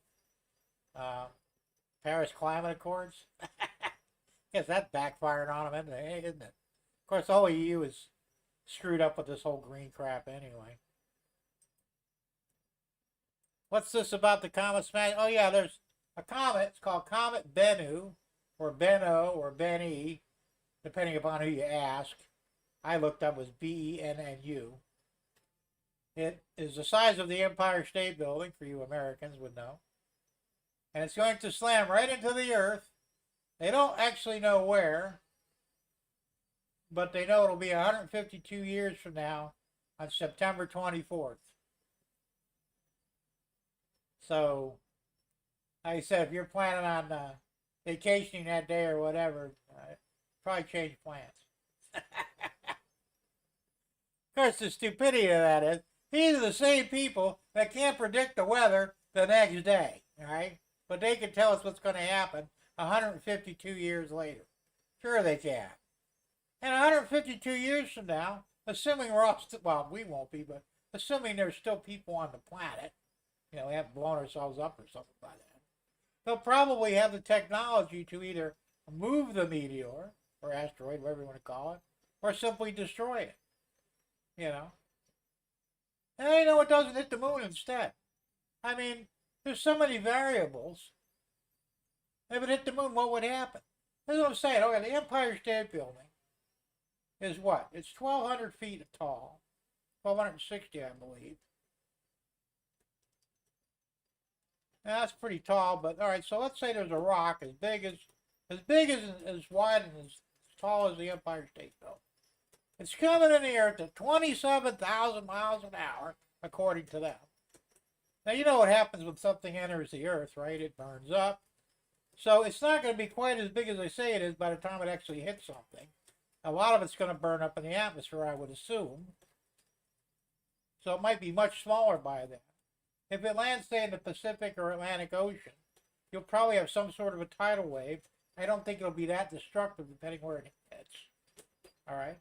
Hey, Earth is 24,000 miles in diameter. The Empire State Building is what, like 1/8 of a mile tall? You know, it's like you taking a pebble and throwing it in the swimming pool. How much damage is it going to do?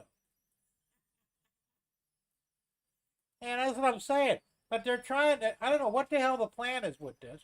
Why it's such a bad, I've been harping on it. Almost every day now there's something on the news about it. Yeah. It's all horseshit. Rick's River Raising Trade says I can't even ride my Harley here because too many idiots on the road pull out in front of you and cut you off. That's the problem everywhere, Rick. It's real bad here in Florida too, believe me. I used to ride a long, long time ago. After 2 of my friends got killed, I said, well, that's it. I'm hanging up my, well, I never wore a helmet, but if I had one, I was hanging it up. And I quit riding. It was just too damn dangerous. I had a few close calls. I was very lucky. I even had a guy pull a gun on me. I don't know why. I guess he just didn't like me or something. I stopped at a stoplight. This idiot in a BMW or something pulls her over the window. Looked like a .38 revolver. Points it at me. He says, "You're an asshole." Dude, I don't even know you. What are you talking about? Did I cut you off or something? I just don't like you. Okay, well, you going to shoot me or what? By that time, light turned green, I got the fuck out of there.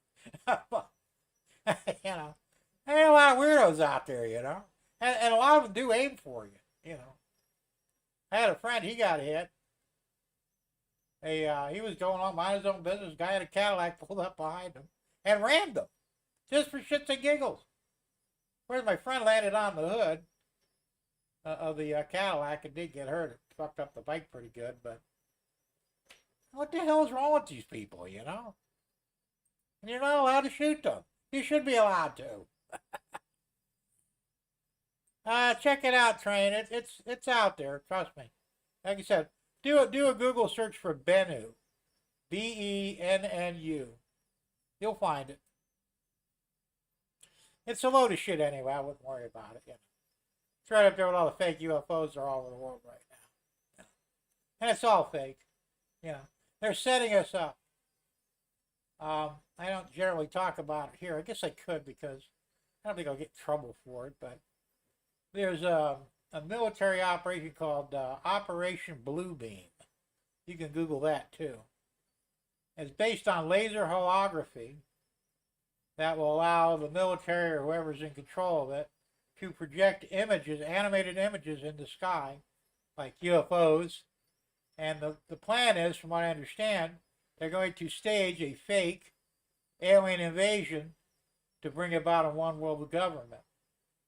So when you see the UFOs flying overhead, and I'll probably use real lasers and stuff, you know, from somewhere, because some things will have to actually get blown up. They're going to make it look as real as possible, but it won't be. There's no aliens. There's no UFOs. I would bet my life on it. You know, we're it. That's it. Nothing else. So, and even if there were intelligent life form out there, why in the fuck would they waste their time with us? I mean, seriously. We have nothing to offer them. We don't even have any resources here that an alien intelligence could even use. What do they want? Oil? I'm sure they're well beyond oil. If they're capable of interstellar travel, oil is probably the last thing on their mind. You know. So,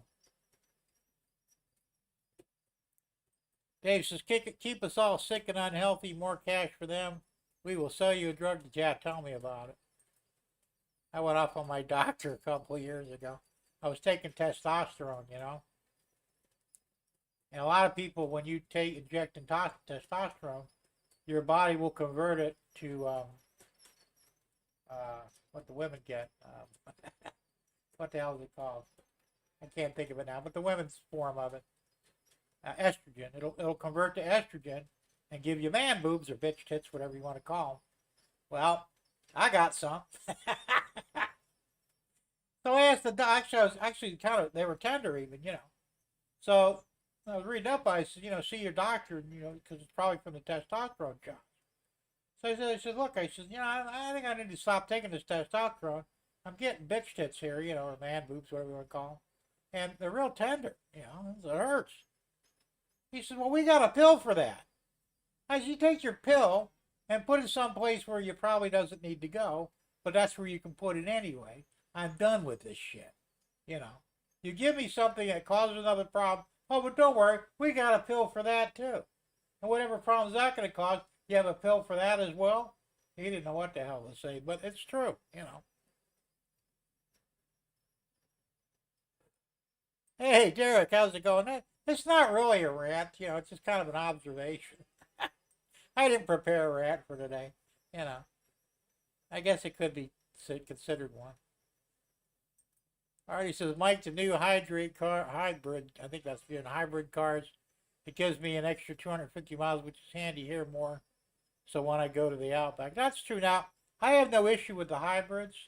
You know, I personally don't want one, but I could see where they're beneficial. At least you won't be left on the road, you know, with a dead battery. Unless you're completely stupid. Your battery runs down and you run out of gas too. But, you know, it's a smart idea, really. But the problem is, the cars are too small. I don't like small cars. I drive a sled. I like sleds. All my life I've owned sleds, you know. And most of you other guys, same boat as me, you know. You probably all drove big Oldsmobiles, Cadillacs, Buicks, Pontiacs, Chevy Impalas, you know. They were big cars, man. All the cars were big. And, you know, rear-wheel drive, they're real cars, not this bullshit they got today, you know.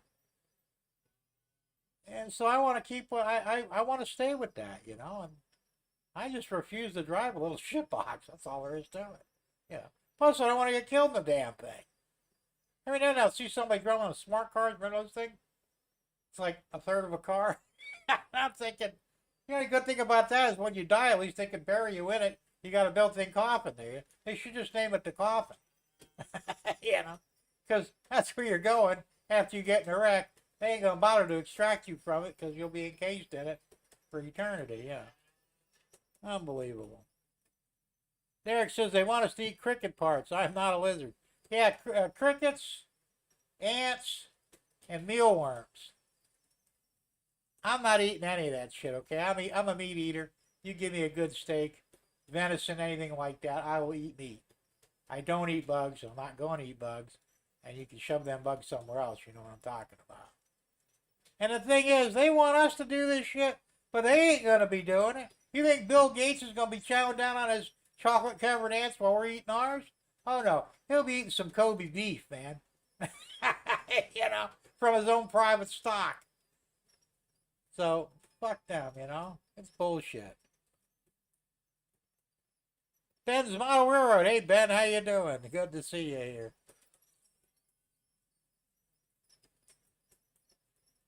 Artie says, man, I can show you the changes they've done here at the steelworks when they make coke. Huge changes since 1983. It's much clean. Well, yeah, exactly. You know, like I said, our emissions, and yours too, obviously. Well, probably England as well, Europe. You know, the big three.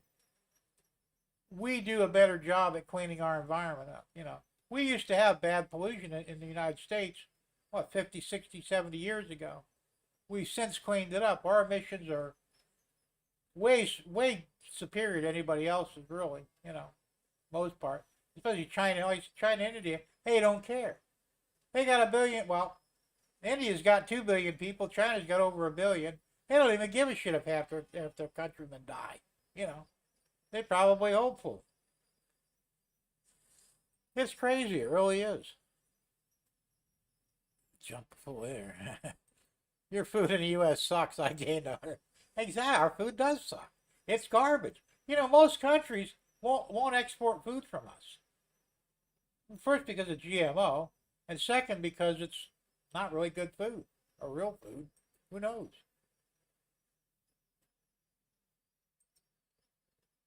Yeah, you're right, Derek. We also have the most natural gas, and under Trump, we had the lowest emissions in decades. Exactly. And we need to go back to that. Screw everybody else, you know? I've always been an isolationist anyway. I mean, I don't mind doing business with other countries, but only when it's in our best interest, you know. You know, we just gave $6 billion and 5 prisoners to Iran. For what? You know, or they released 5 prisoners, Americans. We gave $6 billion for that. What do you think is going to happen? Hey, we're low on money. Go find 6 more Americans. We'll ransom them off, too. You know? We should have gave Iran shit. Tell them, you know what? Go ahead and kill those Americans. They were dumbasses for going there in the first place. And what idiot would go to Iran anyway? If you're not Arabic. I mean, I'm sorry. It may seem a little cruel. But there's some places you just probably shouldn't go, you know. If you're a white man, you probably shouldn't go to South Africa because of the problems they're having there. The blacks, they don't like the whites and they kill them after they rape the women and stuff. So it's not safe for white men or white women to be in South Africa right now. So if you go there and get yourself killed or your woman gets raped, who's really to blame? It ain't the blacks. I mean, yeah, they did it, but, you know, you don't put yourself in that position and then cry about it after something bad happens. So it's the same with Iran or Iraq or any place. They don't like us, don't go there. That's true, Artie. We have the biggest reserves of natural gas, but our dumb government sold it to the China and Asia. Now we have to buy it back. I know. Does that just kick you in the ass or what, you know? Here, we're going to sell it to you for $1. You sell it back to us for 10. You know, that's real good business sense, isn't it? That's pretty much the way it is. Artie says, yeah, 400 miles should have challenged with 600 miles, which is the distance between Sydney and Melbourne, the 2 main cities in Australia. Yeah, for electric, I guess that would be kind of important, unless you happen to have a charging station somewhere in the middle of that. Otherwise, you know, you can't get your gas can and go get a bucket of electricity. Just can't do it. That's true too, Andy, if it's cold, and if it's hot too. Either temperature extreme, the batteries won't hold their efficiency the way they would, you know, median temperatures. Very, very true. Well, that's true, Derek. Like you said, we don't follow biblical farming practices anymore. And I'm not trying to be religious, but the Bible does show you the proper way to farm your crops through rotation, natural fertilizers and such, and it maintains the nutrients in the ground so you develop good crop. We don't do that anymore because of greed. We're using bullshit synthesized fertilizers, and we're overusing the land without rotating the crops. And like you said, the dirt's dead. All there is to it. You're absolutely right. All right, he says average battery vehicle you get around 4 to 5 hours use. Takes 5 hours of full charge. Sydney Melbourne is a 12-hour trip. Battery vehicles will be 17 hours. We're going back in time trips will be slower. Yeah, might as well ride a horse, right? At least the horse won't go dead on you. Most likely. Take about the same amount of time though, won't it? When you get down to it. Rick says, just put it this way, we're screwing this whole planet up. Yes, we are, because everything is based on greed and power, If we would just, first they need to get off this kick that there's too many people on the planet.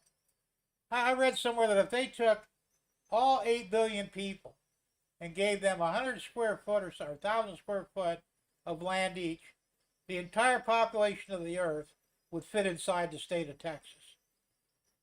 I mean, yeah, it'd be a little crowded, but there's not a lot of people here when you really look at it. There's a lot of unused land. I don't know the way I see it is, if you get too many people, there'll be a die-off, a natural one. It's like the animals do the same thing. You got the deer, for example, they got a deer wasting disease because there's too many deer and there's not enough food for them. So there's a big die-off of deer. Their numbers are dropping down to what they consider normal levels. We could solve that problem. They let us hunt more and provide food, but they don't want us to do that because, that's bad for the environment. But there is a natural order to things, and nature will take care of its own problems. Anytime we try and fix something, we just fuck it all up. That really is the bottom line. It's the truth of it.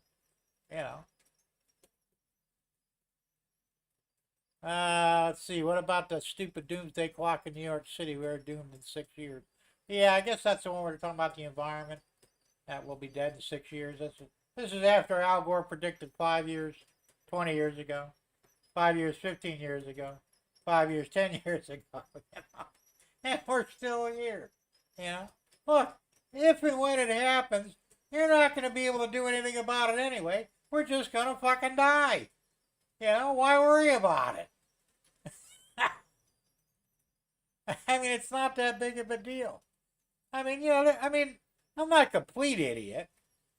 I have a big problem with all these rockets we're launching right now. And I think that's what's screwing up the climate. I don't believe in climate change per se. But there's literally been thousands of rockets being launched in the last few years. Didn't Musk just celebrate his 7,000th rocket or something like that? There ain't no catalytic converters on a rocket motor. And they're shooting them things like we just punched a hole through the ionosphere. Or we punched a hole through the ozone layer. And you're bragging about it? How can that not be hurting the environment? And for what? We don't need shit up there. We need shit down here, But that's what they do. The government screws something up. Rather than blaming themselves for it, accepting the blame. Oh, it's the people, It's the cow farts. It's you people driving your cars all over creation. It's you fat bastards that won't lose weight. Now, how obesity has something to do with climate change is beyond me. But supposedly it's connected somehow. It's bullshit. It really is. And these hurricanes, I still think they can manipulate the weather to a point. I don't think they're very good at it. If they are, they're not doing a very good job of destroying everything like they claim. But I think to a certain degree, though, they can possibly alter or affect somewhat natural weather tendencies. You know, we have the technology to kill a hurricane in its tracks. It's actually very easy to do. All they have to do is put basically a big ground rod in the Atlantic Ocean and in the Gulf of Mexico, wherever hurricanes form, and it will immediately dissipate a hurricane. This is a scientific fact. I did a lot of studying on this. There's an area around Hawaii that's kind of the same deal, but natural, has a natural magnetic barrier. That's why you generally don't see hurricanes near Hawaii, except for the last one, which I said probably manipulated. But we could knock a hurricane out in a split second. Why are we not doing it? Well, because ain't no fun in that. There's no death and destruction or anything else, you know. And you listen to the news. Well, they got 17 hurricanes so far, named storms or whatever the hell it is. And every time I know, it's like, oh yeah, there's another hurricane out in the Atlantic. This one might be the big one. It's going to hit the land. And it's like, what are you, taking bets on it? What the fuck is wrong with these people? You know? Just something's not right here.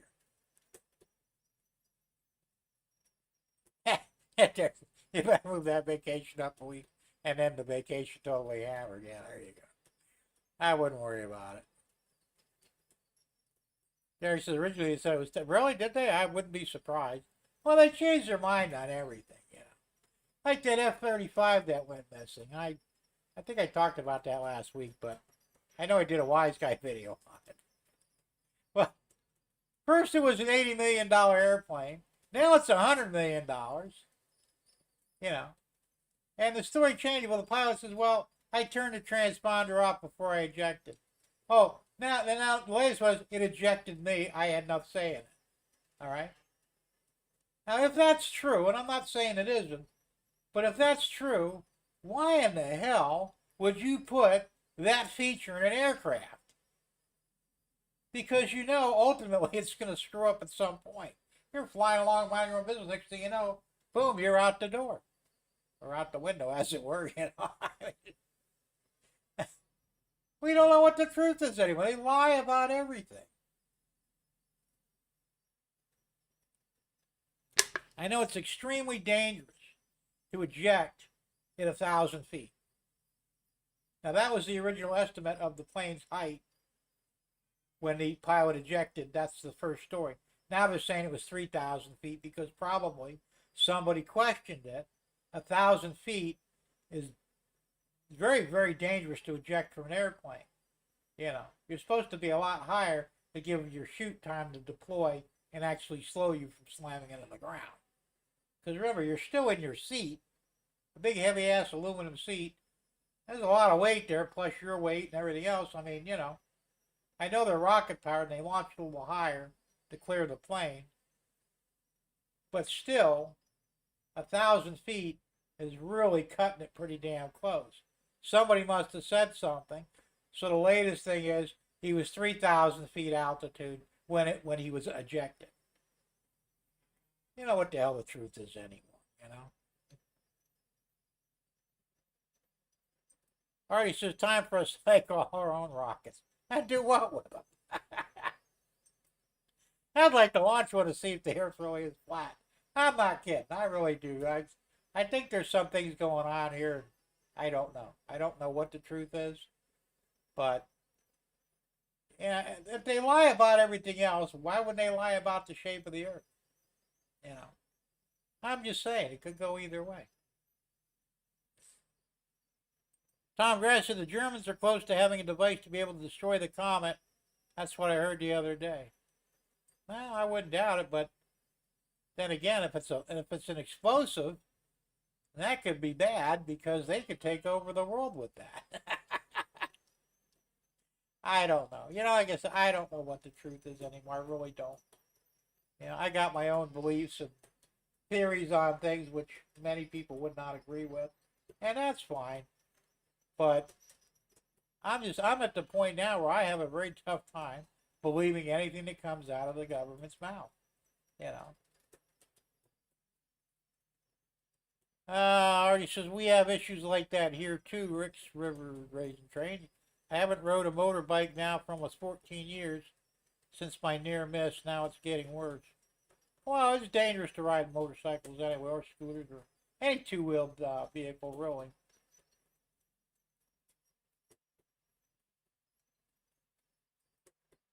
Tom Grassi says, my Harley sits in my barn. You're correct. No one knows how to drive anymore. All the illegals got a free license in New Jersey. Worst drivers in the world. Oh, they don't care. Most of them don't have insurance either. So if you do get hit and hurt, you're screwed. Yeah. But, it's okay because they're just looking for a better life. And I'm being sarcastic, I hope. Artie says it's bad enough driving in a car. I have at least 4 near misses each trip. People drive, and that's true. They really, because they don't care, And part of it is because we've convinced people, I think, that cars are safe. You got your seatbelts and your airbags, you won't get hurt. You got insurance, so you won't lose your ass financially either. All three are lies. But if people believe them, they don't give a shit. Look, if you got your car and you were totally convinced that no matter what, you would not die or get seriously hurt or be financially responsible, you would probably drive like a jackass. I know a lot of people that do anyway, And that's the problem. Now, if you got in that same car knowing, if I get in a wreck, I might die or worse, not die, but wished I had, and I'll be ruined financially for life, you're probably going to drive a little more carefully. I'm right. This is perfect common sense, which I know isn't very common anymore, but it's the truth. If you think you're safe, you're gonna jump right in and not give a shit. If it's dangerous, you might be a little hesitant or at least careful. Now, I'm by classification an aggressive driver. Okay, I want to get where I'm going. I don't believe in speed limits. I've never followed them. Not really. I mean, in residential areas I do because that's just common sense. And school zones and the like. But when I'm on the open road, I do 100 not blink an eye. I want to get where I'm going. I'm a good driver. I have many driving skills, that I learned very early on. I'm probably not as good as I used to be because of my age, but there was a time when if it could be done in a car, I probably did it. I think the only thing I never did in a car was actually bring it up on 2 wheels sideways. And I wanted to try, but I never really had a place to do it safely, so I didn't. But that's about the only thing I've done. Donuts, done 180s, 360s, controlled slides, or drifting as they call it now. Reverse 180s. I've done all that shit. Piece of cake. You got a good car, you know your car, you know what it can do, and what it's capable of, you'll be fine. Problem today is most people don't on any of the above. First off, it's hard to do a 180 in a front-wheel drive car. I mean, effectively and safely. You have more control of a rear-wheel drive car than you do a front-wheel drive car. Front-wheel drive car might be better on the snow, but that's for idiots who can't drive in the snow. All right? I know how to drive in the snow. Been there, done that. So, this is the whole part of it. It's the same thing, I mean, that's why people on motorcycles are more aware, because they understand if they get hit, they probably will die, and if they don't die, they'll wish they had. So most of them, not all of them, but most motorcyclists are a little more conscientious and aware of their surroundings. I know I was when I rode, I didn't do stupid things either. You wouldn't catch me doing 180 mile an hour on a motorcycle. I know guys that do it all the time. I think they're fucking lunatics, because too much shit can go wrong, and you're going to be screwed when it does. Now, you give me a car, I'll do 180 in a car all day long, but I know what the car is capable of, Andy says the aliens want our model railroads. Yeah, they do. They might.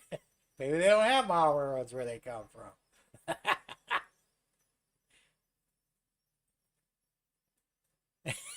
There you go, Artie. Aliens pop in and see what's going on here and go, nope, we're not dealing with this shit. That's what I'm saying.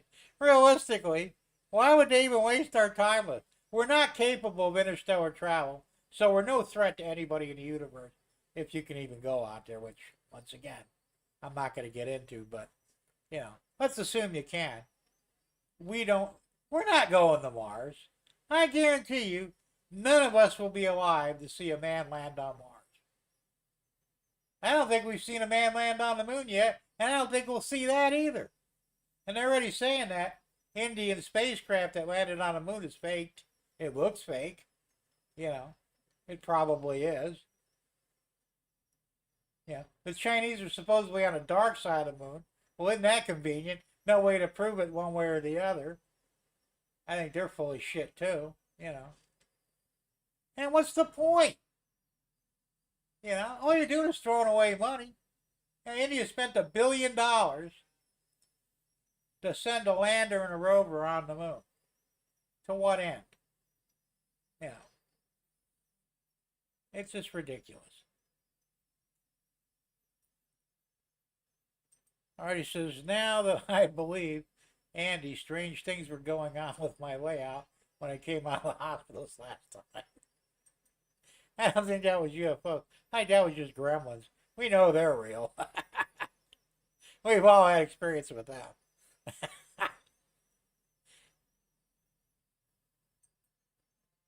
Well, maybe, but once again, would they give a shit about us? Would we really be a problem? I mean, if I said they would probably have the technology to remove the water, we probably wouldn't even know it until it was too late.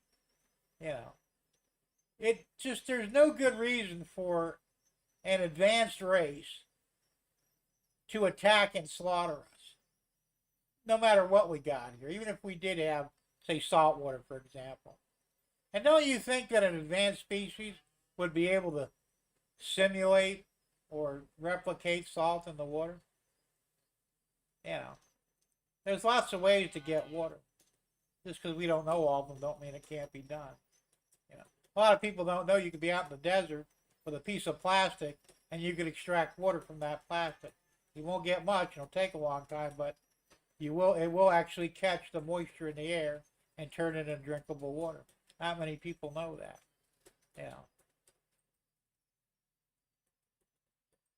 Andy says, may the farce be with you, Artie. Hey, it's all a farce anyway, isn't it, Andy? Bad.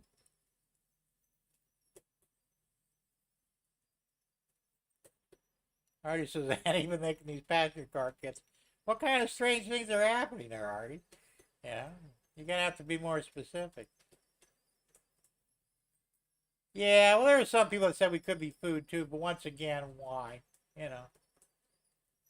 And let's face it, if there was an advanced civilization of aliens, say there'd be like 1 billion of them probably, or more, how long would they have a food source here before it ran out? I wouldn't worry about it. I don't think we're going to be anybody's dinner. And once again, if we do, you think we're going to be able to stop it?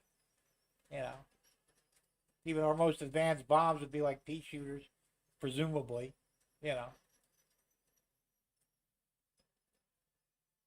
Like I said, I'm not buying into it. I just not. David Nitch, how's it going, man? Good to see you. You a newbie here? If you are, welcome to the channel. Hope you subscribe and like. Speaking of likes, how many likes have we got? Oh, we're doing good. 16 people in, 19 likes. Proud of you guys.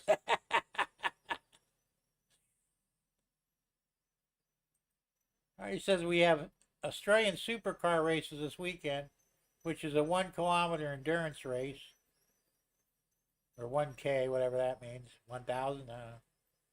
We can see which make the cut. There you go. Locust fricassee. Yeah, you can have it, Andy. I'll pass, thank you. Grasshopper pie, same deal. I'll pass. I cannot bring myself to eat a bug. I'm sorry, I just can't. I don't care how hungry I I will eat bark off a tree, and there's plants out here that you can eat that are safe to eat. I will eat that shit. Hell, I'm surrounded by tomato groves, or orange groves. Got plenty of fucking food to eat here before it's come to work. May get shot in the process, but I won't go hungry until I die. Yeah. That's probably true, Artie. I think they do. Well, I know they eat a lot of weird shit in other places. Whereas in Saudi Arabia, they eat spiders. They eat them live. Big ass spiders, man. And monkey brains. They kill the monkey while it's alive and eat its brains. Some sick shit, man. I don't care what anybody says. But hey, that's their mouth, their problem. But it ain't going in this mouth, I can tell you that right now.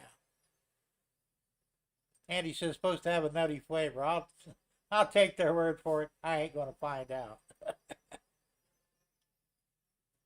China's cleaning up their act. I find it hard to believe, but that's possible. India is the worst polluter now. Oh, that's not surprising. And they don't give a shit either, you know. And that's part of the problem. I mean, what good does it do for us to clean up our environment if everybody else is polluting theirs? It's not like there's a little barrier there that's going to keep the pollution in India or the pollution in China or wherever. It's going to go all over the planet. So if they're not going to clean it up, why the hell should we? You know, I mean, we're going to, but they want us to literally go bankrupt in the process the way they want us to do it. Not going to happen. Not if I got anything to say about it anyway. You're right, Derek, and we shouldn't. You should say, look, you know what? You want us to do this shit? Fine. Set an example for us. Show us how it's done. Yeah, they're not going to because they don't give a shit. Yeah. Artie says we're going to have huge problems here after October 14th with the Aboriginals. Our country is going to be divided. It will be over the global. No, that's not. Well, they're forcing you guys to take in immigrants too. And they're doing that all over the place. Yeah, let me get another something to drink.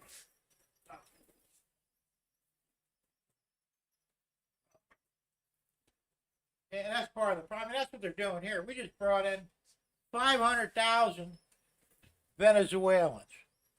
What the hell for? We can't put them to work. We're probably going to wind up giving them food stamps and Medicare and welfare and all that. I mean, this is just stupid, you know?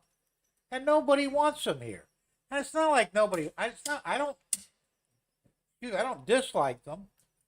I have no hatred of anybody, but you know what? If you got a problem in your country, fix it. You know? Don't come here saying us to fix your problem. We're not going to. Go back to your country, overthrow your idiot rulers, and fix it, make it right. If you're not willing to do it, well, then I guess you're just going to have to die.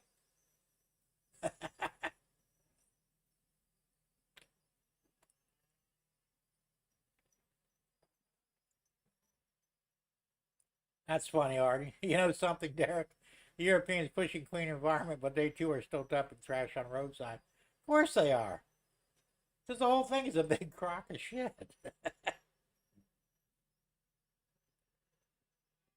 Alright, so the train I was on last night sorted out their problem here. It hit 4 deers. Well, hope somebody picked it up and made some nice venison out of it. It's a shame to let it go to waste. Gerald says, fat people farts. Yeah, well, that's another thing, too, you know. If cow farts are a problem, why aren't people farts? There's 8 billion people on the planet farting all day long, every day. Well, maybe not all day, but some do. There's only 1 billion cows on. I actually checked. There's approximately 1 billion cattle on planet Earth. There's literally 8 billion people. Even though cows have 3 stomachs, that's still only 3 billion equivalent of people. You can't tell me we're not farting more than they are. And we're not the only ones. If you're a mammal, you fart. Dogs fart, cats fart, lions, tigers. Any mammal is going to fart. You know, it shouldn't be an issue, obviously. Not if everybody's farting constantly. All right, Andy, have a good night, man. Thanks for hanging out with us, and have a good night's sleep, and have a good weekend, and we'll see you next week. Best way to get that place all to yourself, Joe. That's true. Yeah, they're really bad. Oh, here we go. Artie says, we take bets here on how many dumbass shanks get cleaned out by the hurricanes. Laughing my ass off. Here betting is our main pastime. We bet on almost everything. Here, hold my beer. I wouldn't doubt it. Well, yeah, like I said, it's the problem here with the hurricanes is they always overhype them. This is going to be the big one. Everybody's going to die. Get in your cars and drive far, far away. Don't expect to come home to your house because it'll be gone. And it comes through, and it was a big windstorm. I mean, sometimes they're worse than that, but if you live on the water or near the water, you're obviously going to have issues. That once again is your own stupidity. I would never want a beachfront house just for that reason. And there's you've got hurricanes, you got tidal waves. Two main reasons why I would not want to live on the beach. I'd rather live up in the mountains. It's a little bit safer. Oh, Eric, Gerald straightened this out. Modern ejection seats work from 0 feet altitude. You land hard, but usually alive. You ever hear about that guy? A friend of mine, actually, he was in the military when he was in the Air Force many years ago. One of his other buddies was checking something in an aircraft. It was in a hangar. Somehow or another, it ejected. He was killed instantly. He slammed into the roof, which was like 3 stories high, of the hangar, and just shoved his head down into his chest, probably. Now, like I said, I know they're rocket powered when they leave the jet. And I'm sure there's quite a bit of force on it, but hey, I've always been told that even lately, though, even new stuff, it's very dangerous to eject. It's a last-ditch thing that you do. You know you're going to die otherwise, so better to take your chances leaving the aircraft, which makes sense. But not something this guy in the F-35, he's so casual about it, Like I said, he keeps changing the story, I ejected because aircraft malfunction. What does that mean? That could be anything. Yet it still flew 60 miles on autopilot. So it couldn't have been, if it was that much of a malfunction, why couldn't he not turn the plane around and land it back on the base, which I think he was 15 miles away from the airport or the airstrip, wherever he launched from? It doesn't make sense. And then he changes the story. He says, well, the plane ejected me. Okay. Once again, that's not a good feature to have in your aircraft. And once again, he started at 1,000 feet, then it went up to 3,000 feet. So the stories keep changing, and that's my problem. I probably wouldn't have doubted it under normal circumstances if it were a solid story, Now, if he was, if he'd have radioed into his wingman there and say, look, I got a problem here with the ailerons. I can't steer the plane. We got a problem. I'm going to wind up crashing it anyway. I'm going to go ahead and eject. Okay? And he does. And of course, you would think he would try and get it up as high as he could to eject. It's safer, but let's say he couldn't. Like I said, maybe the ailerons or whatever weren't working properly. He couldn't steer the plane, couldn't raise or lower it, climb or descent, whatever. So he had to eject, okay? He ejects, boom, everything's fine. And that's the story I could believe. But, when you say one story, and then when people start to question it, you change it to a better story, and then somebody questions that, you change it to yet an even better story, there's something wrong there. And that's where my problem lies, that there's no consistent story on it. I think they're lying about something. I don't know what the truth is. I don't know if that plane really did crash. Like I said, it might have been spirited away for whatever nefarious reason they got planned for it down the road. Or maybe it was just a piece of shit plane. They said they've had problems with them in the past. Everything from oxygen failure to engine failure to You know, avionics failure. Who knows?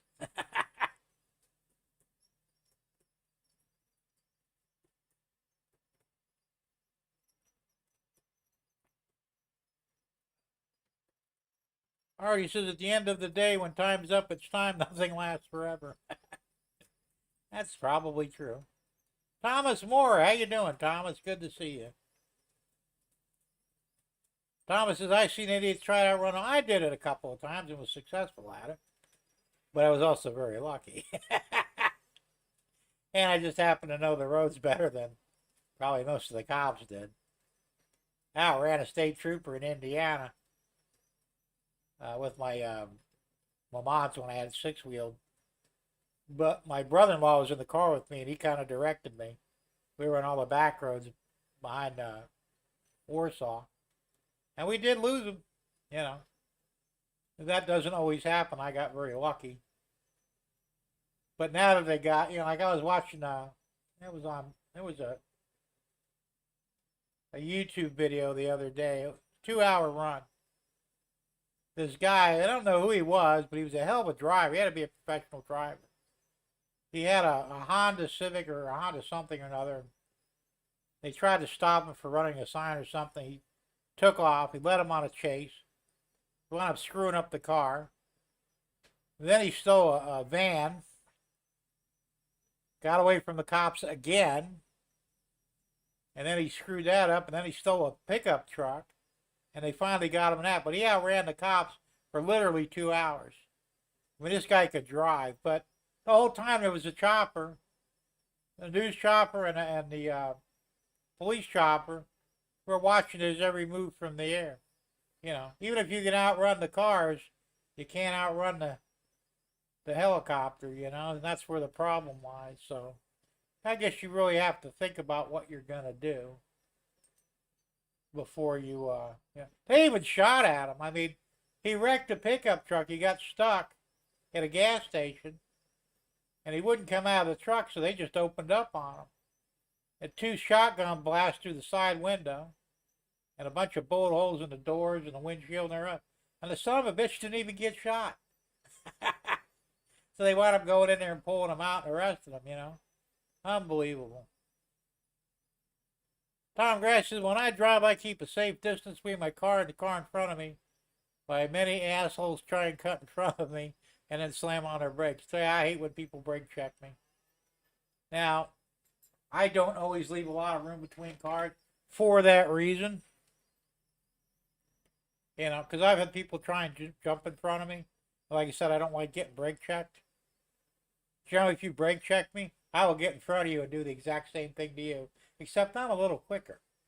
I've run many a guy off the road into the median, into the grass, a couple even into the ditch, because they wouldn't have been able to stop and they would have hit me. So at least they were smart enough to, you know, dive out of the way. But I don't like people screwing with me, man. Just leave me alone. I don't bother you. You don't bother me. You know.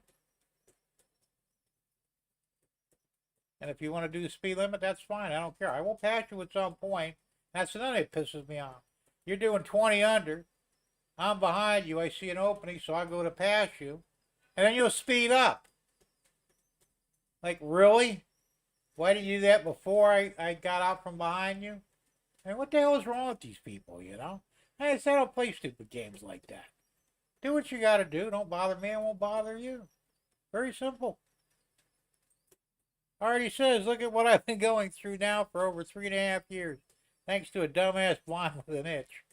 Yeah, insurance is putting me through hell. 6 operations, and looks like I will have 2 more. I know that sucks, Artie. I feel bad for you, man, but yeah, shit happens, man, unfortunately. Alrighty, so see here now, Thomas, they brought in a law called cutting in. If you get rear-ended after cutting in, and you're in the wrong, after cutting in, you're in the wrong and get hit. Well, that's the way it should be. But see, they don't do that here because Florida law, I don't know about other states, but in Florida, whoever rear-ends, if you rear-end somebody, you're automatically at fault. Even if they drive in front of you and jam on the brakes, there's no way you can avoid them, but it's still your fault, and that's bullshit. It ain't right, you know? And they really need to change that.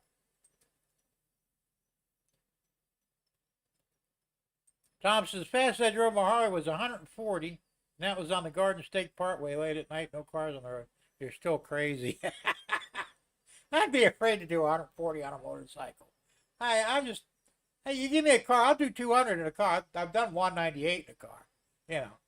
And I had to back off because it was vibrating a little too much to suit me. But, you know, I'm crazy, but I'm not stupid, what I like to say.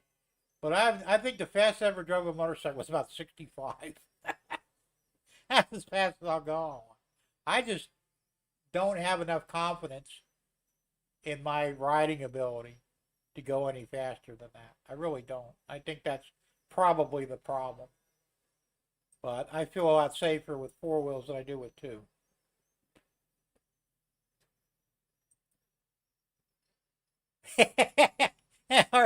India landing on the moon looks like one of their old mines up north. Yeah, it does. It's fake, man. I'm telling you, they didn't land on the moon. Nobody's been on the moon. And nobody ever will be on the moon.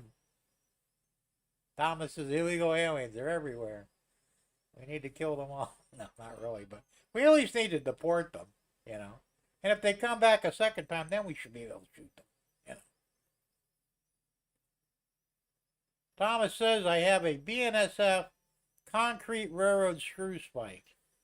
Huh, interesting. Never seen one of those. Rick says, remember the TV movie that was called V? Oh yeah, I remember that one. The lizards were taking the water and taking the people for food. Yeah, that was a screwed up movie, man.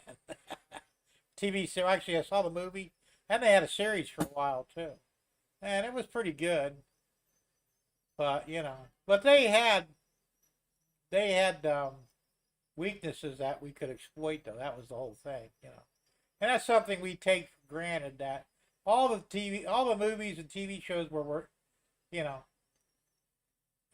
invaded by aliens, we always find a weakness. But in reality, that probably wouldn't cut it.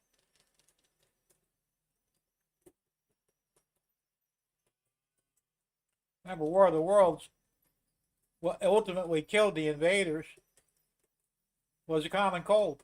You know, they never experienced a cold before on Earth, and it killed them all. It's probably possible, but it seems very unlikely. And if they would be prepared for that, because once again, if they're capable of interstellar travel, they should have pretty much figured out all the ins and outs of, you know, medical and everything else. So I think they would know something about germs, and you would think anyway.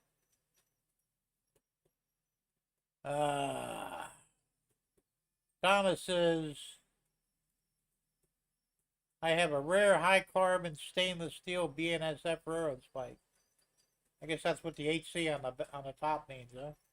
I figured that out by myself.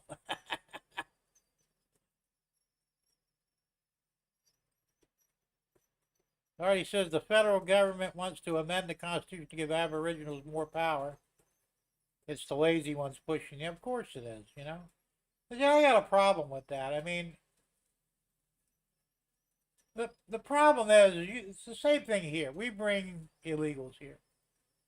Doesn't matter what color, race, or anything else. Anybody who wasn't born here, we let them come in. They don't really give a shit about America. They don't really want to be Americans. They want the free shit, you know. We want free food. We want free housing. You know, we want free phones, and we want free medical. We want all that free shit. But we're not going to learn English because, you know, Mexicans have told me that. They said, you know, you Americans don't understand. We consider it an insult to our race to speak English. Then why are you here? Well, because you let us in and you give us stuff. They actually told me that one. I'm not lying to you. And of course, you know, I'm like, well, you know, if we're up to me, I'd kick your ass back over to the other side. You know, if you think speaking English is insulting to you, what do you think we hear or we think when you speak Spanish? We think that's rude and an insult to our race, you know, because that's our language here is English. That's not special. We're not asking to be treated as special or anything else, but that's the language we use. You will get farther here if you speak that language than you do trying this, you know, No English bullshit. You know. Tom Grace, I just farted 10 times since the beginning of your show. Well, thank you for that information. It's old TMI there, but now we know. Thomas says, everyone farts, even cavemen and dinosaurs. Well, if they're mammals, yes, they do. All mammals fart, to my knowledge. Or he says, well, that's where natural gas comes from, Thomas Moore. Yep. You guys are too much. Gerald says you compress your spine about an inch every time you eject. You mean permanently? That would make sense. I mean, that's probably a lot of G-force on you, man. It's just, you know. Plus the fact you're doing whatever. I mean, they said the pilot was doing either 200 or 300 mile an hour when he ejected, which I guess was kind of slow for a jet, but imagine if he was doing Mach 1 and ejected. You know, that's got to be even tougher on your body. I wouldn't want to do it. I mean, I'd do it if I had no choice. You know, it's like jumping out of a perfectly good airplane. I don't do that shit. That's just stupid. Now, if the plane's going down and you're going to die anyway, you got nothing to lose. If you live, great. If you don't, well, you're going to die anyway. I would jump out of an airplane for that, but jumping out of a perfectly good airplane, not happening.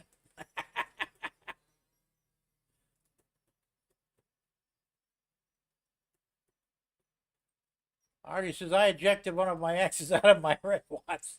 It paid off. I had peace for trip when I did that. That's a whole different ejection, but yeah, that'll work.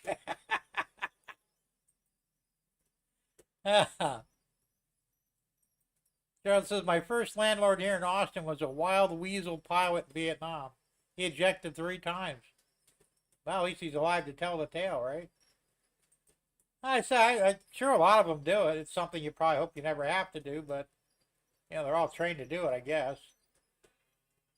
Yeah, that would be my biggest problem with flying a jet, you know, being in the Air Force, because I don't do skydiving. And even though it's not technically skydiving, it's close enough to call it, I don't want to do it. I just don't have the stomach for that shit, man. Artie says, how to lose a cop during the car chase. Know your back roads and dirt tracks. Works better in the old car. And turn off your phone. That's true. Your phone is your giveaway, really. That's true. That's a good point. I never really thought about that, but you're absolutely right. Alright, so we had one of those car chases here earlier this week. Started in Sydney. Ended up north from here.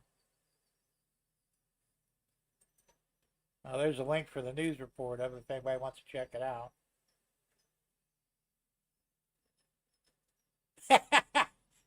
I knew something was going as the cops weren't stopping me, yeah, right? That's how you know you're gonna get lucky. That ain't bothering me. It must be after some bigger fish.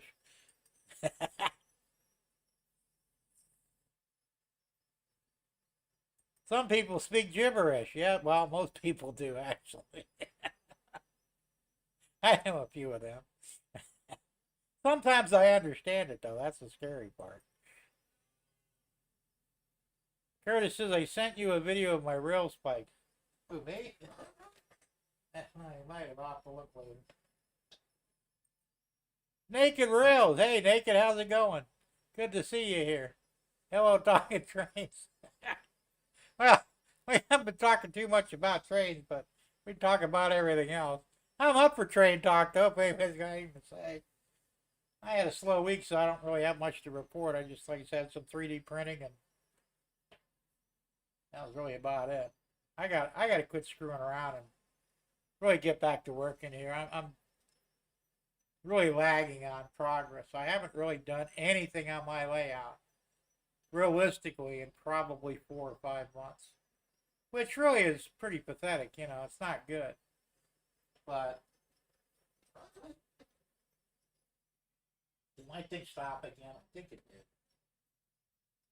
Yes, it did. What? I don't understand this. I had it working, and then it stopped again. All right, I'll tell you what I'm going to do. I'm going to restart it again. Put the trains on for a minute. I'll be right back. Man, this is driving me nuts.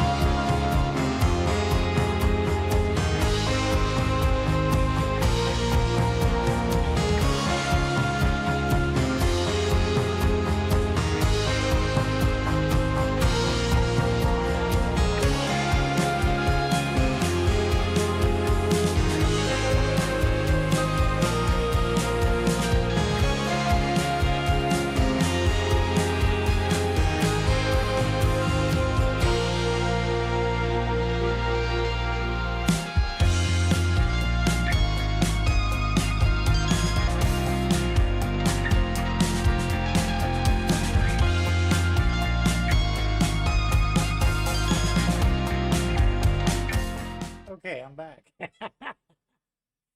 Alright, let's see how bad. I didn't get too far behind, did I? No, not really. That's cool. Okay. Talking trains. Alright, already says. Here we now have a national road rule standards, which is the same in every state. To save confusions and arguments, Melbourne has a separate law for the city around trams and trolley cars. Well, that's kind of a cool idea, I guess. Already says we are from time to time naked rails. Yeah, I'd like to talk more trains, but just haven't had much to. Gerald says the F-104 ejected out through the floor. That's not good. Or is it supposed to? I'm not familiar with the aircraft, so I guess that would be one way to do it. Save you having to worry about the canopy flying off, right? Artie says, I speak fluent in gibberish. That's my 10th language. I don't want to know what your first 9 are. Naked said, Jim, it's okay, talk away. All right, well, as long as you don't mind, I don't mind either. No, that's my layout, Naked, so. What just happened? I missed it. No, you didn't. I don't know why. I thought I had this problem fixed. Apparently not. Like I said, 1 week out of the month, I'm going to use StreamYard and bring a guest on. It'd probably be either the third or last week of the month, starting next month. So, figure the third week of October, we'll do a StreamYard live stream and have fun with that, you know. But I don't understand why this is screwing up. It did so well when I first did it. I don't know what the hell's going on. Naked Rail says, I vote red. I vote red too. I've always voted red. I got a problem with the color blue. I like blue, but not when it comes to voting.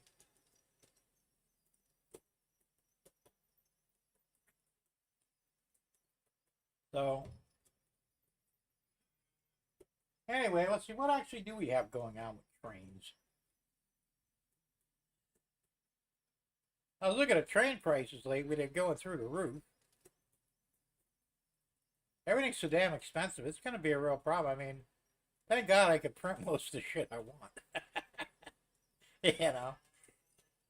I think I'm going to start printing my own tankers now because I've done so well on these. Like I said, I haven't had a chance to finish some of this stuff, but this is my old style was a 19 or 10,000 gallon tanker. I've got to finish it yet. I'm still waiting. Got to put the railings on the side, the steps, and the ladder. But it tracks well. It's heavy. So, you know, it's doing pretty good. And I didn't have to wait that long. And like I said, this one here, the syrup trailer, which I think is 9,600 gallon, I believe. I modified it so I could put weights in the bottom, slide them right in there. And this is all set up. I've got to sand this one down yet, but this one here, I started sanding on it. I'm almost done with it. And you can see it's much smoother. But when I get finished with it, it'll be like glass. And like I said, I might sell them. I may sell them unpainted and include decals depending on what you want to do with it. Or I could sell them complete.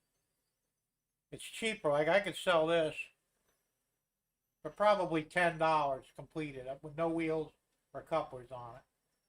But and you paint it yourself, you know. And I'll throw in the decals. You just tell me what if you're gonna paint it black. I'll give you, you know, these decals with it. Or if you're gonna paint it white or a lighter color, I'll make similar decals but for the white finish. I'll include the rails. I'll include all the details on it. Just no trucks and no couplers. $10, good deal. And that includes the weights too. So, like I said, you can't buy them that cheap, and they're not quite as great as the ones you buy in the store, but they're not bad.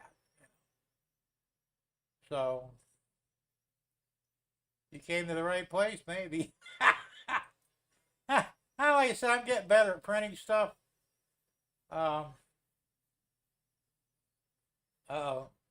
Artie's got a heads up here. So just heads up, everyone, since we're on the topic of trains, this weekend show I will be streaming from Sydney Central Station, where we have a Transport Heritage Weekend. Oh, that's cool. Let me shut this other thing down. So there we go.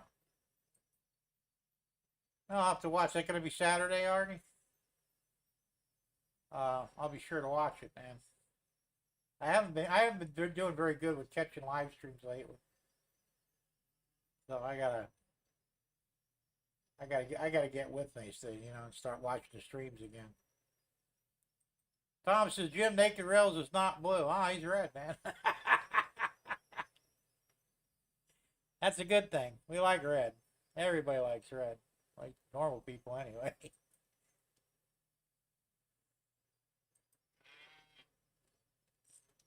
Ah, okay.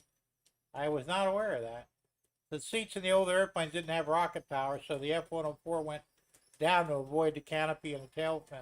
That makes sense. Yeah, you probably wouldn't want to hit that, either one. That would not be good. So you know more about aircraft than I do. I'm very elementary what I know about them, but still. Yes, I do make a lot of my own stuff, and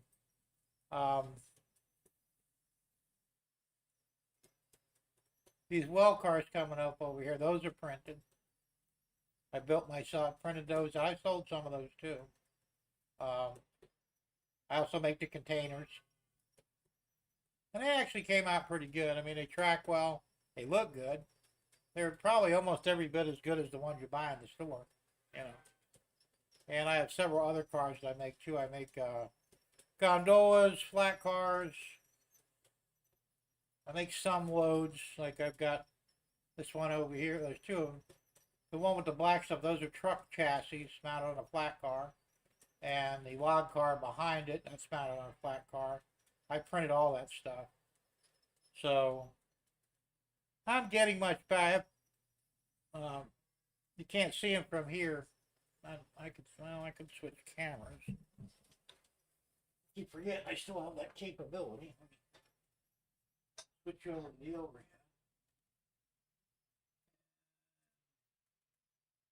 You can't really see it too well, but all the way down there on the elevated rail, almost in line with the monitor, I built some Amtrak passenger cars. They're lit up, no flicker lighting.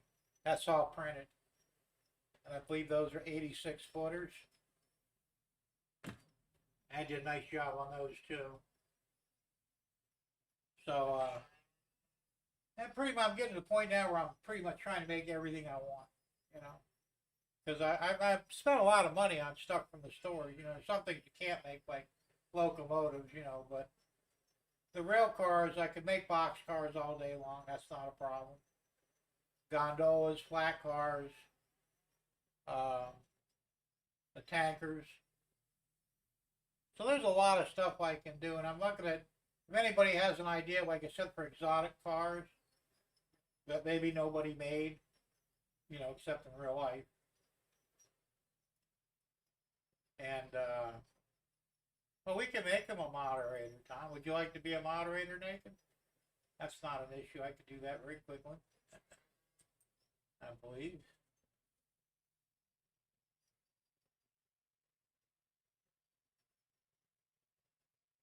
No, I didn't see that, Naked, but you want to post a link, you can put a link up for us, if you have it. Gerald, so the flat car you sent me, well, that's right, I sent you the flat car with the submarine on it from 20,000 Leagues Under the Sea. I printed that whole thing up too. Well, thank you, I appreciate that, Gerald. I thought it came out pretty good.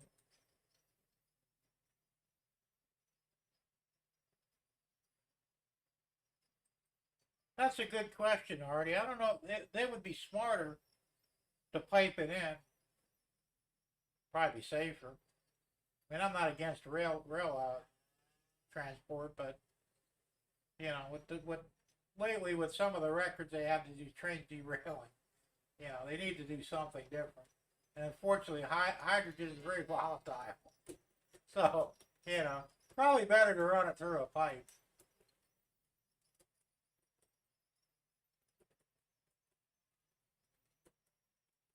Well, it'll probably be hydrogen naked. That's what they're talking about. It's very clean burning. So it would make sense that that's what they would do. The problem they're going to have with it right off the bat is see, anything they do, they've got to get an infrastructure. This is the problem with electric cars right now. There's not enough charging stations to make reasonable long trips. In some cases, not even good short trips. You know, there's just not enough infrastructure in right now. It's like when the gasoline car was first came out, what, early 1900s, Henry Ford's Model T. There weren't really many gas stations. I don't think there were any gas stations. There were some like hardware stores or whatever they call these hitching posts and stuff. You could buy gas, you know, a gallon or two at a time. They stocked it, and you bought it from them and dumped it in your tank. But it took a long time, not real long, but it took a while to build gas stations all over the country. It took a while to build the highway system too. So it's the same thing would happen now. We just can't. The problem is we can't just say, okay, tomorrow we're going to go electric, or tomorrow we're going to go hydrogen, or tomorrow we're going to go cow farts or whatever new tech comes up. They have to take the time to build an infrastructure. You can't just stop doing something and do something new. This is the problem with electric cars, why it's never going to fly, because, well, there's many problems with electric cars, but one of the biggest problems is if you want to take a trip in it, what should take you 2 or 3 days may wind up taking you a week or more, because you're going to be spending a lot of downtime recharging the damn thing. And that's assuming you can even make it to the next charging station. You know, we're not ready to just shit can gas cars right now. I think over time, yes, we will probably eventually slide over to a new tech, whether it be electric or hydrogen or cow farts or whatever, you know, making up stuff. But you're not going to do it overnight, you know. And what about airplanes? I mean, are they going to mandate electric airplanes? You'd have to be a fucking idiot to get an electric airplane. I don't care what anybody says, you know. When it runs out of a charge, well, there's only one way to go, and it's going to be very quick, and that's down. And the phone ain't so much a problem as the damn quick stop at the bottom. So, you know, I can see where that's going to be a problem.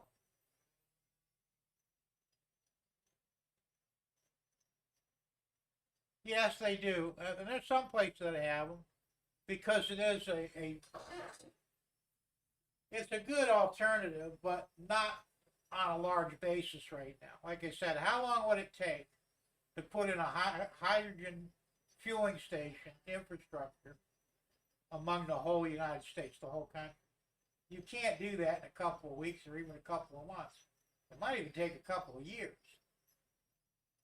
So you're not going to sell hydrogen cars if there isn't a way to refuel them, you know.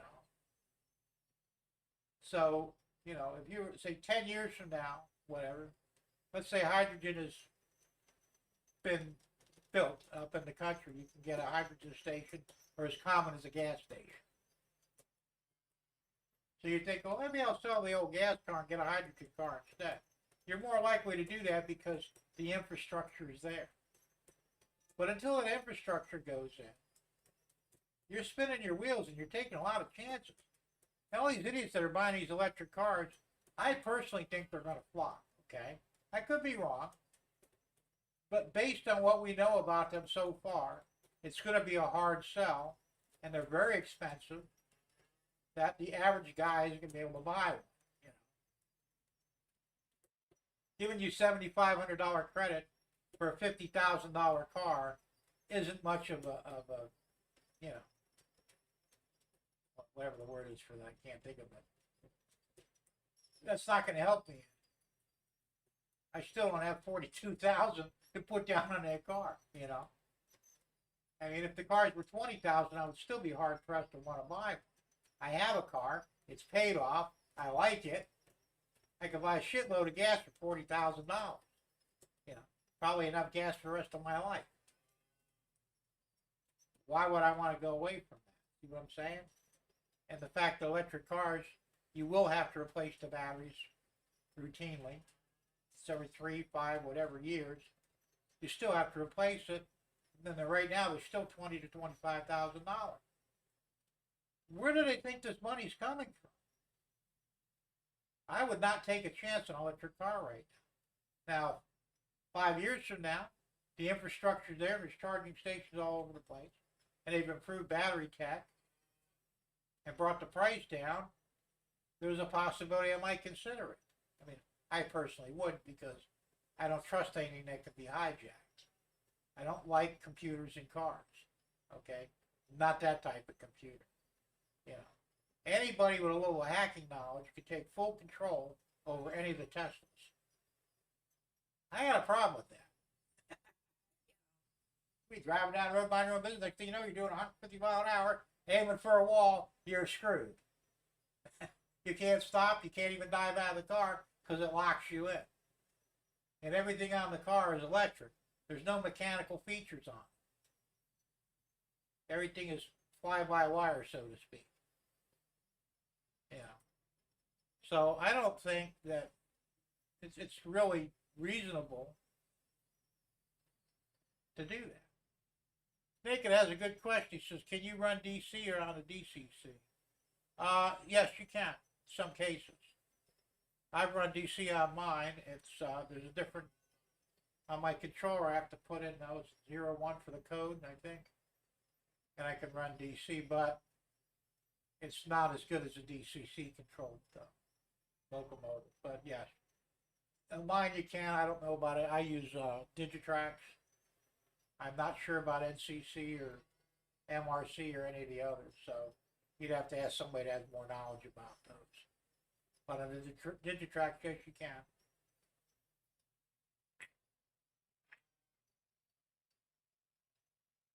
Of course, you don't have a lot of the features when you're running DC that you have on DCC, so that's a big thing.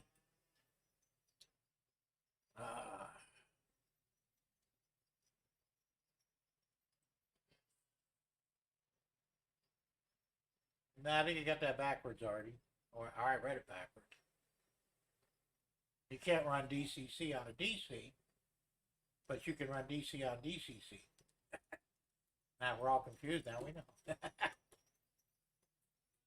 Gerald says naked rail, some DC systems can, most engines don't like it. That's true as well. Naked, did you want a wrench? Do you want to become a moderator? I will put that on for you now, but I need to hear a yes or no from you.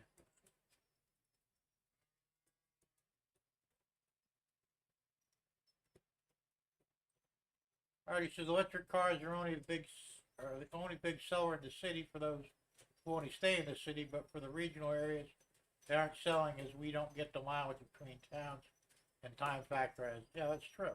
You're absolutely right. So,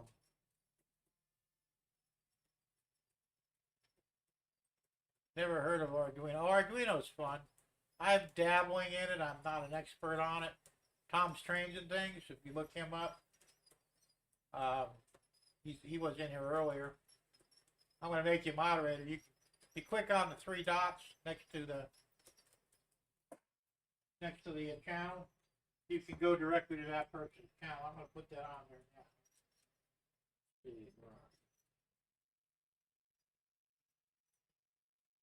Make you moderator.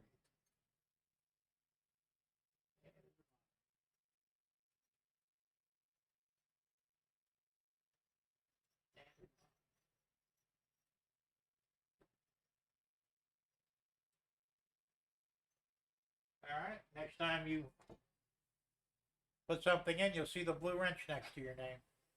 Next time you put something in the chat. What time does the sugar train coming? Usually in the mornings, between 11 and 12:30 in the morning it goes one way, and no later than 1:30 in the afternoons to come back the other way. That's 5 days a week. It does not run on the weekends.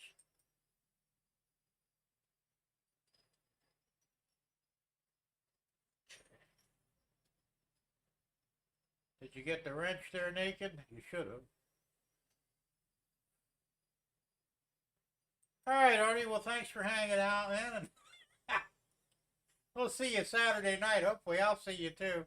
I gotta quit screwing around and start, like I said, get back on the streams. Anyway, have a great weekend and a good night. Well, you know, we'll see you next time. See you later, Artie. Good night. Or actually, it's probably morning for you, right? I can never be sure of that. Oh, you're quite welcome, Naked. No problem. Hope you'll be able to utilize it with lots of fun. And like I said, if you see some idiot get in here, don't be afraid to kick them off. We don't really have that problem, at least not really. But every now and then you never know. So Thomas says that BNSF high carbon stainless steel railroad plate. I'm sure it is. I don't know why they would use such a thing. I mean, what are the benefits of it? Will it last longer? Is it stronger? I imagine it's stronger because of the carbon, but. Brunch time here. There you go. I knew it was like the beginning of the day. Wow, $250. Too rich for my blood. Yeah, but that's the way it goes, though. You know. So, I also make other things. I made this here. This is a 1942 International. Well, this is a TD9. The D is just a diesel designation with a crane boom attachment on it. And I'm going to be selling these as a kit, unpainted and unassembled, with instructions. And they come with a little claw grabber with it. So those are going to go for $15 for each one plus shipping. But generally, there's a lot of things I can make, and if you're interested in something and you can't find it anywhere, and it's not a steam locomotive shell, I cannot make those. But if it's some train car that maybe not very common, never was made, let me know. Send me a picture of it. I could probably replicate it, print it out. Thomas says it's very strong and never rusts. Well, that's a good thing. I guess that would make it beneficial for long-term use. Oh. Here's some of the other cars I've made too. These are old-timer stuff, but this is from the 1960s. It is a chlorine car. The canisters on the top, they come out. Cute little canister there. And they hold liquid chlorine. And these were used back in the day. It's a modified flat car. Now, I designed and printed this.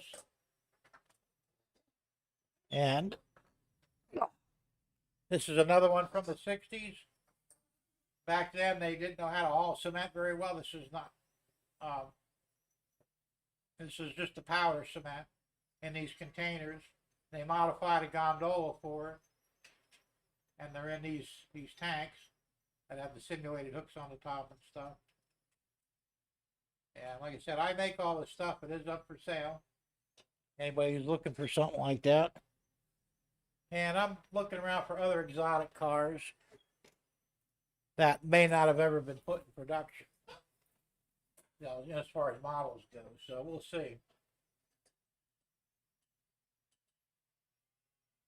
And you know what? It looks like I stopped again. I'm so pissed off at this. I don't understand why the hell it's not working. I'm not restarting it again. I'm just gonna shut it down, and I'm gonna bring up just a regular chat.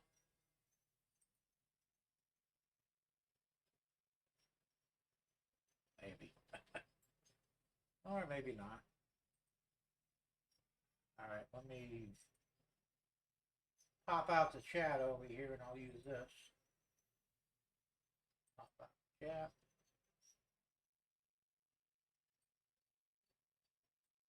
And go back over here.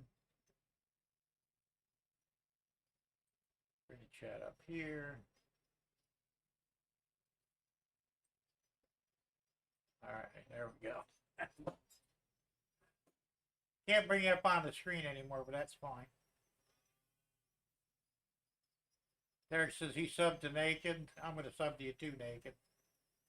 I think I already did. I'm not sure. I thought I did. You were in, weren't you on Rick, Dave Thurber's channel this morning? Morning Brew. If you were, I probably saw you there at sub to you.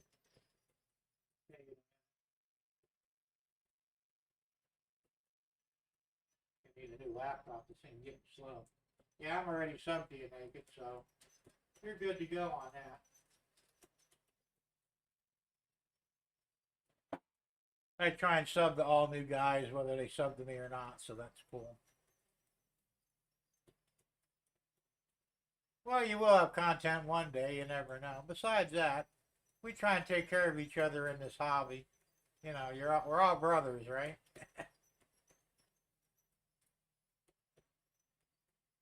Let's see. Thomas says, I seen that same kid that messed with the BNSF railroad tracks, and he was on a locomotive this time. Really?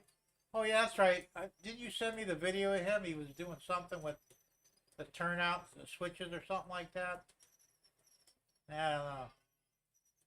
Oh, thank you, Naked. I appreciate that. So, I don't know. You're taking a lot of chances messing with, you know, the railroads when you're not supposed to. Not a good idea. So, what else we got going on here? Yeah, it is the same one. Okay. Yeah, we're all doing that, Naked. Believe me. You know, I've been doing this for what, 7 years now. I'm still learning. I mean, there's always something new to learn, no matter how long you've been doing it. Somebody always comes up with a new and crazy idea that works great. So I learn a lot from the other guys on here. Hopefully they learn something from me too. I don't know. But this time he started up a BNSF locomotive. Kid's got balls, I'll tell you that. Did he get busted for it? I'm sure he did.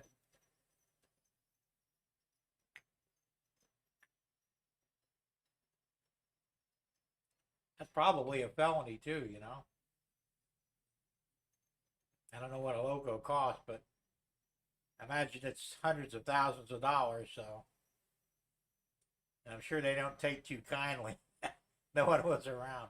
Lucky for him. I mean, I gotta admit, I'd be tempted to do it, but I wouldn't want to get in the trouble that comes with it, you know. That would suck. I would be the one. That's the only thing I've never operated. I've operated just about everything, you know. Flown airplanes. If it had wheels, I probably drove it, except for a train. I rode in a train once with my 2-year-old son. And the engineer let us ride up in the cab of, you know, his loco, but he wouldn't let me drive it. I couldn't blame him. No, I wanted to. I did ask. There you go, naked. I learned not to sleep with the wife's sister. Probably a good move. Gerald says the kid needs to talk with a trucker's tire checker. Yeah, that'll work. I'm sure that would get his attention briefly. Hey, but you know. I give the kid credit. He's got balls, but shit for brains. You know. It's probably right up there with sleeping with the wife's sister, you know. Not a good idea. Unless you don't get caught, then it's okay, I guess. But you know. If you're gonna get caught though, you're gonna have some problem. Kid had autism. Well, if he'd have got caught, he'd have had more than that. That's not really a good excuse for doing that though, Tom, you know. I mean, come on. Like I said, tempting as it would be, I still wouldn't do it. And I've done a lot of crazy things in my life. I said, wait, there was an old crane. I think it was probably from the late 1950s. It was in Naples Park down in Naples, many, many years. I was just a kid. I think I was 16. And I fired it up. I mean, it was like a band. It was there for years, you know. I was surprised it even started, you know. So I was out there playing. It was, you know, it was for dredging the water. And I knew how to operate it more or less. I mean, quick learning curve, I figured it out. And I never got in any trouble because I never got caught, but I played with it for about 20 minutes, you know. I said I've driven all kinds of heavy equipment. I think the only thing I've never operated was a pan. But graders, loaders, backhoes, bulldozers, shit, I've run it all, man. You know. Forklifts, no, not a problem, you know, but I was always interested in anything mechanical, you know. And I suppose back in the day, if I'd have ran into an abandoned train, I probably would have tried to start it, you know. Problem is, back then I really knew nothing about trains, so I'm not so sure I could have even figured out how to start it. You know, or if I did, I might have got in big trouble because I wouldn't know what else to do. Kid lives in Arizona. Well, that don't mean nothing either, really, but doesn't he have parents? I mean, you know. All right, well, thanks a lot, Naked, and have a good one, and we'll see you around. And every Thursday night, I'm here at 6 o'clock on. Hope to see you. Have a good weekend, and we'll see you later. Good night. So, let's see what else here.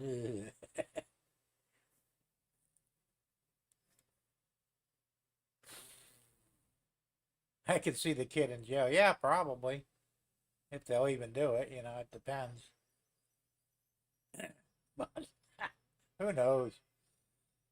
I don't know. Like I said, you know, we used to do a lot of stupid things when we were kids, so I can't say too much. You know, I mean, I'm older and hopefully a little wiser now, but looking back, yeah, I probably wasn't much better off than that kid is. You know. I did a lot of things. I mean, even when I got older, I lived in Bonita Springs. I lived at the end of a cul-de-sac, you know. And one of my neighbors, she was a real, well, I won't say the word, you can figure it out, but she decided that I was driving too fast up and down the road. Now, there was only 4 houses on the road, and I knew everybody. Nobody had a problem with the way I drove. Wasn't like I was doing 100 mile an hour or anything, but for some reason she thought I should only be doing like 5 instead of 10. So she came out one day and started reading me the riot act, and I said, you know what? I don't want to hear it. You know what? I'm not hurting you. Nobody else has a problem. So if everybody else is okay with it, you're the oddball, so, shut the F up and go away. So I go to work. A couple of days later, I come home from work, and there's speed bumps in the road. Which, I don't know how she did. I mean, it was illegal because I actually knew the guy who owned the road because it was a private road. So I knew it was her that did it, so they were putting in the sewers at the time on my street. And it was a front end loader that they had, and, I had a case key, which will fit any case piece of equipment. So I waited till after hours. I hopped up in the loader, got my case key, fired it up, and I scraped the fucking speed bumps off the road. Put the thing back the way it was. You'd never know if I took it. And walked back home, and, next morning she comes over. I don't know how the hell you got rid of that, but you had no right. So yes, I did. I didn't do it, even though I did. I said, I talked to the owner. He was kind of pissed off because he said, you had no right to put him there. Well, who's the owner? It's the guy who lives on the corner down there. I know him, and I talked to him, and he said, you had no legal right to put those speed bumps on his road. Boy, she was pissed. But, typical Karen. That was before we called them Karens, but she would have qualified for a Karen without a doubt. Oh,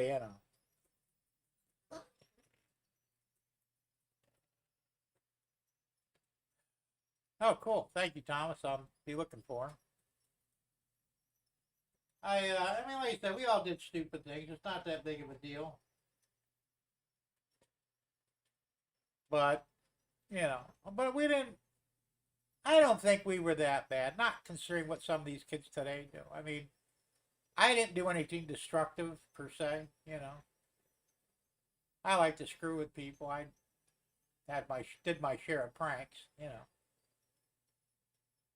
But, Karen, bitch, same thing, there you go. I'm sure I will, Thomas. Like I said, we didn't call them Karens back then. We just called them bitches or the C word, Women really don't like that word either for some reason. I don't know why. And I don't like bitch either, so. Yeah, never call a black woman a bitch. Boy, she'll get the shit out of you. Or try to anyway. I don't know what the deal is, why people get so upset over words. I've been called many things, never really got upset over it, but, I hate people like that. I mean, I don't really hate them, but they piss me off because, I don't bother anybody, I do my thing, you do yours, we won't have a problem. But there's always some dumbass, whether it be a guy or a woman, usually a woman, that's got to start shit, especially with me, and it just drives me to no end. When I had my shop in Bonita, it was actually a storage facility, but everybody ran businesses out of it. It was sort of legal, but not. But the county didn't really care. They got their blood money, so they didn't really care. Well, they brought in this woman. She was the caretaker of the whole place. I don't know what the hell her problem was with me. I had a 26-foot U-Haul truck that I bought, and I used to park. I had a special parking area designated by the owners of the property that I could park it there, She came out one day, she said, you're going to have to move that truck. You can't park it there. I said, yes, I can. No, you can't. Yes, I can. I have the owner's consent. That is my designated parking space for that truck. It's not bothering anybody. It's certainly not bothering you. So what do you care? Go back in your office and do what you got to do. And leave me the hell alone, I was pretty nice to her, more or less. That could very well be, Gerald. I never thought of that. Correct. I've never kicked one there either. If I ever do, I'll be sure to listen for that. So, anyway, so she tried to have the thing towed off. So I saw a record. I knew the record guy. He says, I thought it was kind of weird, because he used to do some of the tow-ins for me, cars that were broke down. He said, "This is your truck?" And he said, "Yeah." I said, "Yeah, I thought it was." He said, they want me to tow it. I said, "Well, who wants you?" I said, "The woman who works." I said, "Come with me." They go march in her office. They said, "Look, what part of I have consent from the owner of this property to park my vehicle there did you not fucking understand?" I said, "You're lucky that he did not successfully tow my truck off because you'd be paying the bill and bringing my truck back anyway." I said, "Any further problems from you, I will go over your head to the owner. First, I'll have your ass fired, And if you're not lucky, I may even sue you just to piss me off. But stay the hell out of my business and leave me the hell alone." So she, kind of cussed me out under her breath, which I really didn't care. It's like punt. Yes, it is like punt. But with a C. Yes, I'm still alive. So, this will give nothing but give me problems. Well, the funny thing was, and it must have happened like right around that time, but she had that, what's that phobia where you don't like to come outside? You're afraid to go outside? She did not like to come outside except in extreme circumstances. So, she wouldn't leave me alone. So I said, "I'm going to get even with this bitch." I would make calls to the office or have some of the other guys call for me to drag her out to check something that wasn't real, And she would be so freaked out. She finally called me up one day. She says, "You got to stop doing this to me." I said, "Doing what?" "You're forcing me to go outside. You know I don't like going outside." She said, "You sound like you got a mental problem." "That's really not my problem. Why are you working here if you're afraid to go outside?" "You're an asshole." I said, "Well, yeah, but I didn't start it, did I?" They finally fired her after a while, thank God, but Jesus Christ. Oh shit, I was on the phone and came back to a rant. I can't put anybody up on the screen. The stupid thing locked up again, so I'm just using the breakout chat, so you don't have to deal with it, but it's not really a rant. I'm just telling a story. I'm full of stories, but they're all true, I said I don't consider myself a great person or anything like that or special, but people tend to either really like me or really hate me. And I don't know why, And I don't know what the difference is, what the qualifications for either one is. But it's been that way my entire life. I had people that absolutely hate my guts and go out of their way to piss me off. And I have other people that, almost in love with me. I'm not just talking about women. Even the guys, really like me. They're like, what do they call them? Oh, shit. Can't think of the term for it, but, not gay or anything, but, they really like me as a person or whatever. And it's like, it's weird. So it's either one extreme or the other. Nobody's in the middle. You either love me or you hate me. That's true, Derek. Ray can do that. If you got a wrench, all you can do is click on the 3 dots on the right-hand side of the chat, and you can go to that person's channel without losing this channel. It'll just put you up on a new tab. Yeah, so love-hate relationship, absolutely. Just an observation on my part in the 64 years I've been alive, Even in school, it was the same way. I had some people really hated my ass. I mean, I got called, I was bullied a lot, until I started fighting back, but people would hate me, and then there were other people that really liked me. That was, best friends. I didn't have a lot of best friends, but the friends I did have, they were true best friends, And the rest of the assholes just hated my guts, and I never figured out why, I generally didn't go out of my way to piss anybody off, but, it happens. All right, Thomas, I'll be looking for that heavy package. James, you deserve every one of them, and now I'm doing the bill that will probably grow quicker. Yeah, all right, there you go. Yeah, James called me from, I forgot your damn channel. Dundas Junction. He's doing a nice job on his lab. It's really coming around nice. His tip up, man. I'm going to redo mine because of his. I think I'm going to use the better hinges, and I may even change the overall design of it. I don't know yet. I don't know when I'll do it. It'll be soon, next maybe 3 or 4 months. But I'm having some issues with this one, and I'm not happy with it. I've got to do. I need something more solid, more sturdier. So I'm going to redo it, and I'm going to review his again and say, all right, this is what he did. I already did some of the things he, recommended some time back, but he went a step further, and I'm going to go a step further too. I'll tell you what I really like, James, is that biscuit tool you have. I've never seen one of them before. I didn't even know they made such a thing. That's slick as shit. And yeah, I know you use heavy-duty hinges. I'm going to get better hinges too. I use cheapo hinges. They suck. There's so much play in them. It's ridiculous, Almost a half-inch play when it's not down in the spot. But I like the way you set yours up. I think I'm going to do something very similar, especially with the cutoffs. See, I have no electrical cutoffs on mine. And I made that mistake only once so far. I had it up. I wasn't paying attention. And when my ES44 hit the floor, thank God it didn't screw it up. But, yeah, I might look into getting one of those biscuit tools. That thing's slick as shit. I really like it. I've never seen one before, I do a lot of things with dowels. But the trick with dowels is it's sometimes difficult to get your dowel holes exactly the same on both sides of the wood.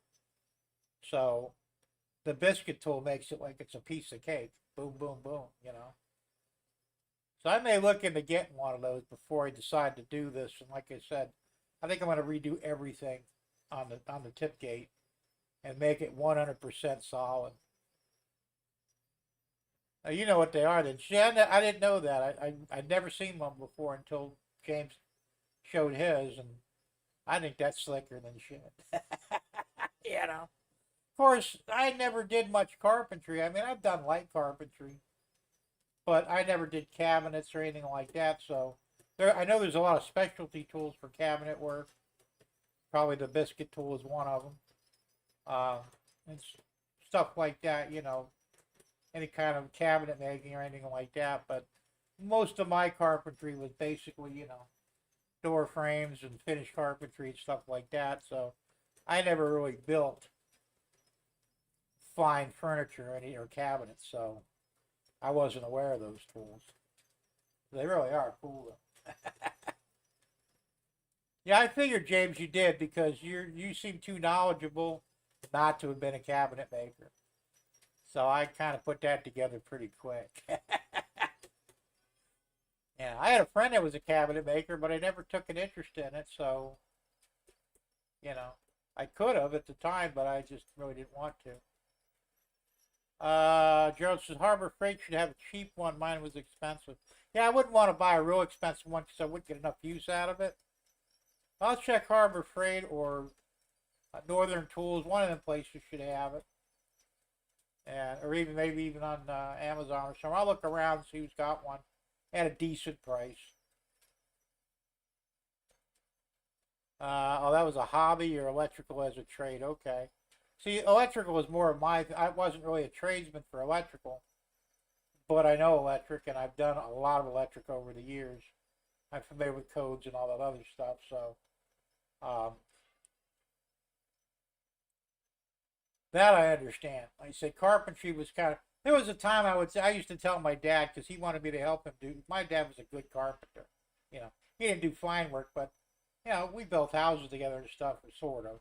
I did mostly the brickwork, but I used to tell his dad, if you give me wood, I'll make sawdust out of it. If you give me a piece of steel, I'll build you something. Because I was a good metal worker, But wood I never did too well with. So, oh, I will, Thomas. Don't worry. I always show off what I get here. I'll be more than happy to show it. James says, I studied woodworking at college. So, you, like I said, you're a regular tradesman. I'm certainly not. But, you know, I did get a little better at woodworking.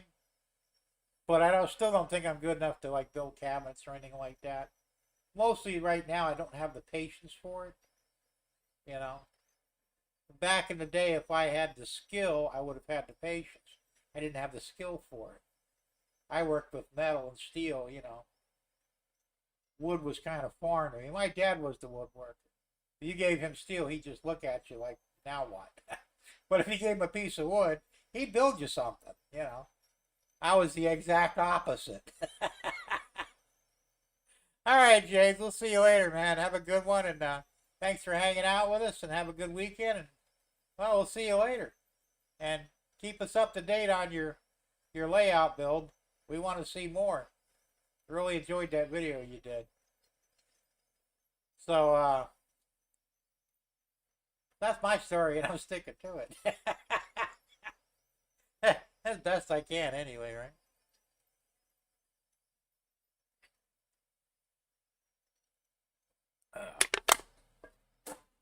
Let's see, I showed you both the videos.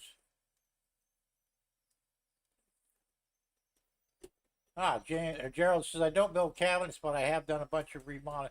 See, I did too, you know. Like I said, my dad hired me to remodel the house before he wound up ultimately giving it to me.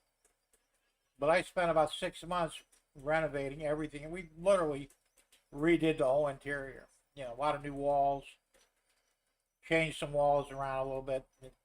He liked the archways. Like, there was an archway between the kitchen and the living room. There was also an archway between the front bedroom and the living room. He was really big on arches. So he says, can you do this? And later I was able to do it, you know. It's weird. Sometimes when you need to do something, you just know how to do it, you know. And I actually did well. I did all the marble floors. I'd never done flooring before. He bought $8,000 worth of Italian marble. He wanted me to do the living room and the hallway. I said, yeah, I've never done it. He said, yeah, you'll be fine. Okay. And it did come out good, you know. We did a zero grout line. And it did look nice, you know. It was all nice and flat and even. You know, I took my time on it. It took me 3 days to do it. But it did come out nice. And, you know, I went out and bought a tile cutter for it and all that. And after that, I started doing bathroom remodels, you know, tiling, floor, ceiling. Tub installs, shower installs, you name it, I did it. So, turned out I was actually pretty good at it. You know, but now I'm getting too old to want to do that shit anymore. In my house, the master bathroom, that thing's got the biggest bathtub I ever seen in my life. I swear you could fit 4 people in there comfortably. You know. Yeah, wet saws aren't bad. They're fun. I know they do a good job on the tile. I had 2 of them. The first one I bought was a cheap piece of shit where the table moved, but not the saw itself. I didn't like that, so the second one I bought, the saw itself moved and the table was stationary. Did a much better job. But, what was I saying? I forgot. Ah, damn it, I lost my train of thought. It fell off the track. Don't you hate when your train of thought derails? That sucks. It happens, though. I completely forgot what I was talking about. Could have been that important, right? But, that's right. Talking about the floor. Oh, yeah, my bathtub. So this bathtub is huge. I don't take baths anyway. I shower. You know, we have a shower stall and the other bathroom on the other end of the house, and I use that one. This bathtub is so damn big. I mean, literally, you could probably have a damn orgy in the thing, you know. It's huge. Never seen one that big. I'd like to take it out and put a his and her shower in there instead. There's enough room for it. I could do it. Not as quick as I did in the old days prior to the stroke, but right now it's more of a question of money. But it really wouldn't be that hard for me to rip out the tub and put in a his and her shower assembly in there, you know, retile it and everything. And I would love to do it. You never know. I still might do it. Who knows? You know, won't be anytime soon. But I may get a wild hair up my ass, and I do it anyway, you know, because I got nothing else to do.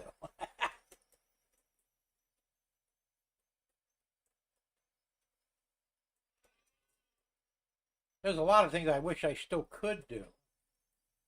I probably could, but it would be time consuming. And I said one of the biggest things I lost over the years is my patience. And unfortunately, a lot of that stuff, you really have to have patience to be able to pull it off, you know. I said I got to do the air conditioning in my car. I know I can do it. That's not an issue. I have the knowledge. I have the tools. I just really don't want to do it.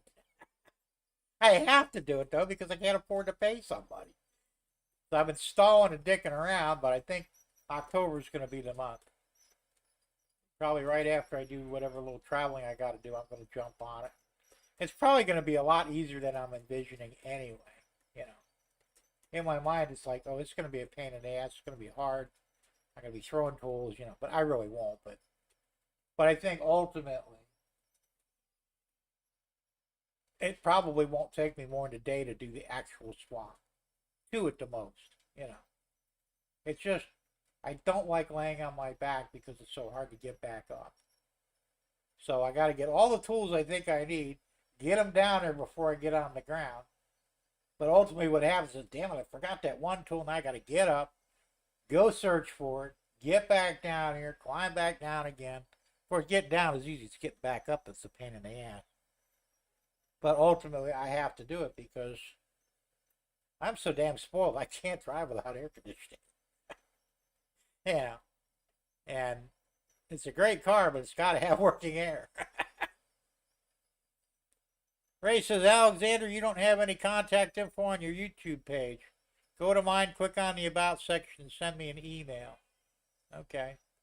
Yeah, I finally updated mine.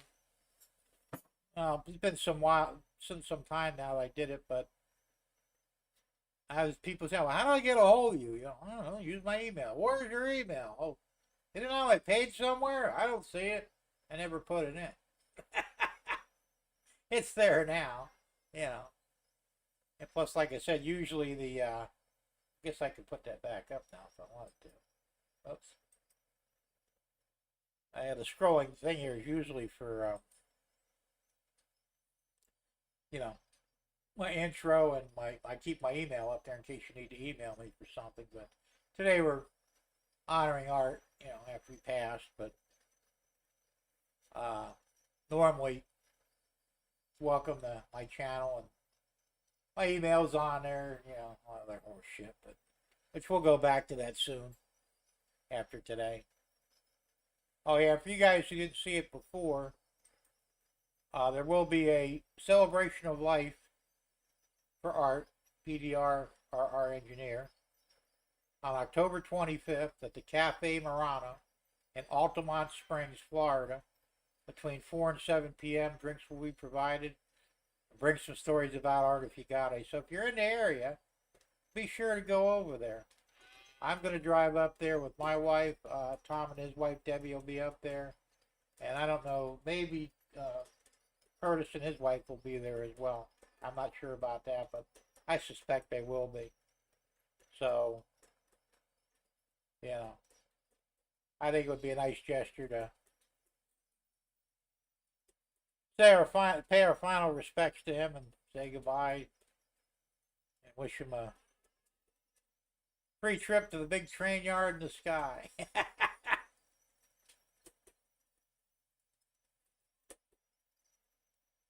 So, it's always sad, I guess, to see one of our own die, you know, pass on, but ultimately we'll all be there one day, just hopefully not for a long time. So, that's why I said I think we should, you know, honor those who have moved on. Anyway, I think I'm going to end this here pretty soon. I'm going to put up the live stream list as a gentle reminder of where we're all supposed to pay attention to, which most of us don't, but can't help it. Let's see, Friday at 8 o'clock, BNSF 6951. Our cousin Vinny. He may or may not be on, but if he is, check and make sure. He kind of goes on whenever he wants now, which is cool. But I try and catch a show when he is on. That's at 8 o'clock tomorrow Eastern Time. Saturday at 9 a.m. Eastern Time is back on track. And Awesome America, which is Artie, will be on Saturday at 8 o'clock p.m. Eastern Time. And then we have Sidetrack Sunday at 8 p.m. Eastern. And oh, that's right, Freight Car Friday tomorrow night, and that's at 6 o'clock, right, Thomas? I didn't put you in the list yet because you remember what I told you. Until you actually do it, I'm not putting you on the list. But hopefully you can advertise this. So I'm pretty sure you'll be on. So if everybody can, go ahead and join Thomas Moore tomorrow at 6 p.m. Eastern Time for Freight Line Friday. I'll be there. All right, and then let's see, we got Off the Tracks Monday, which usually has James Galt, but I think he's taking a couple weeks off, so Trackside Mike will probably be running that for a while. That's Monday at 7 p.m. Eastern Time. Tom's Trains and Things, he's on YouTube at 8 o'clock Monday. He's also on Rumble, same time, 8 p.m. Eastern. On Track Tuesday is 7 o'clock, and I believe that will be Wilmer this time. You want to catch that. And then at 8 o'clock Tuesday, we have Humanity Junction, 8 p.m. Eastern Time. And I think he does another show at 9. I don't remember the name of it. Second section, that's it. Thanks, Derek. I got to put that in there. I should write that down, actually. Let me write that down so I don't forget. I'm terrible at remembering things. Where the hell's my pen? There it is.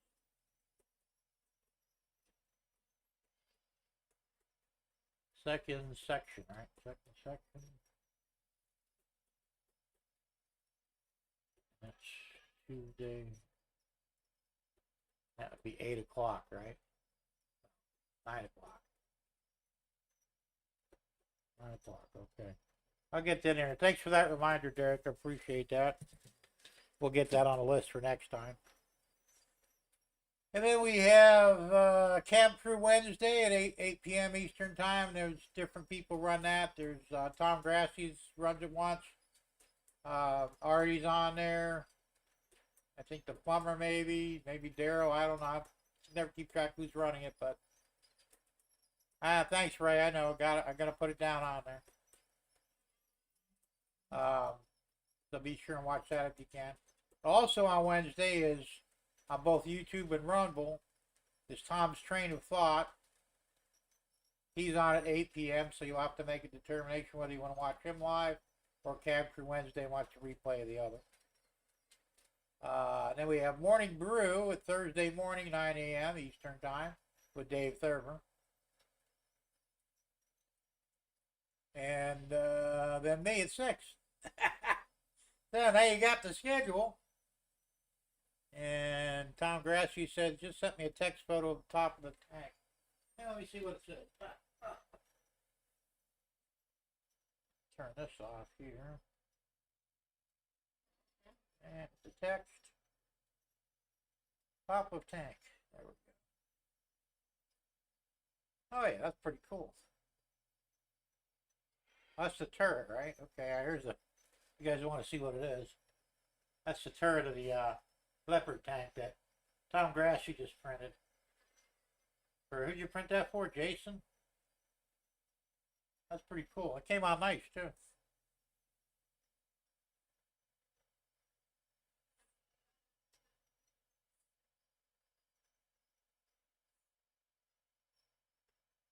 What's that? That's pretty cool. Anyway, so like I said, I think I'm gonna. Oh, Sparky, that's right. I'm losing my mind. Thanks for reminding me of that, Tom. That's still pretty cool, though. How many are you going to make them? I guess more than one, right? Yeah, I know it's 9:40, Thomas. And so I'm going to be wrapping it up here pretty soon, but, you know. What's 30 of them? Holy shit. That's a lot of damn tanks.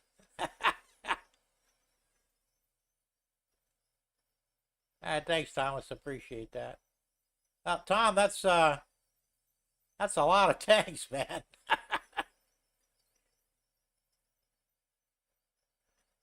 Ray says, Jim, I was on the phone for 3 hours now. Have to rewind to see what trouble y'all got into while I was gone. Oh, just the usual trouble. Nothing too serious. I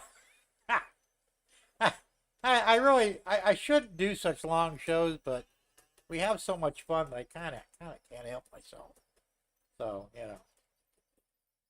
As long as there's something to talk about, I guess we can stay on here. But anyway, I am going to wrap it up now. It's almost 9:45, and I'm going to call it a night. So, stupid is what stupid does. Well, you know, what's so stupid?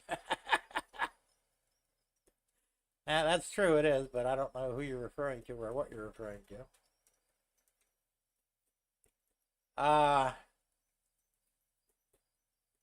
the hell was I going to say? Shut down, losing my mind. Hey, everybody, have a good evening, and thanks for hanging out with me, and everybody have a good night. We'll see you next time. So I'm going to roll the credits now, and that's going to be it. Good night, everybody.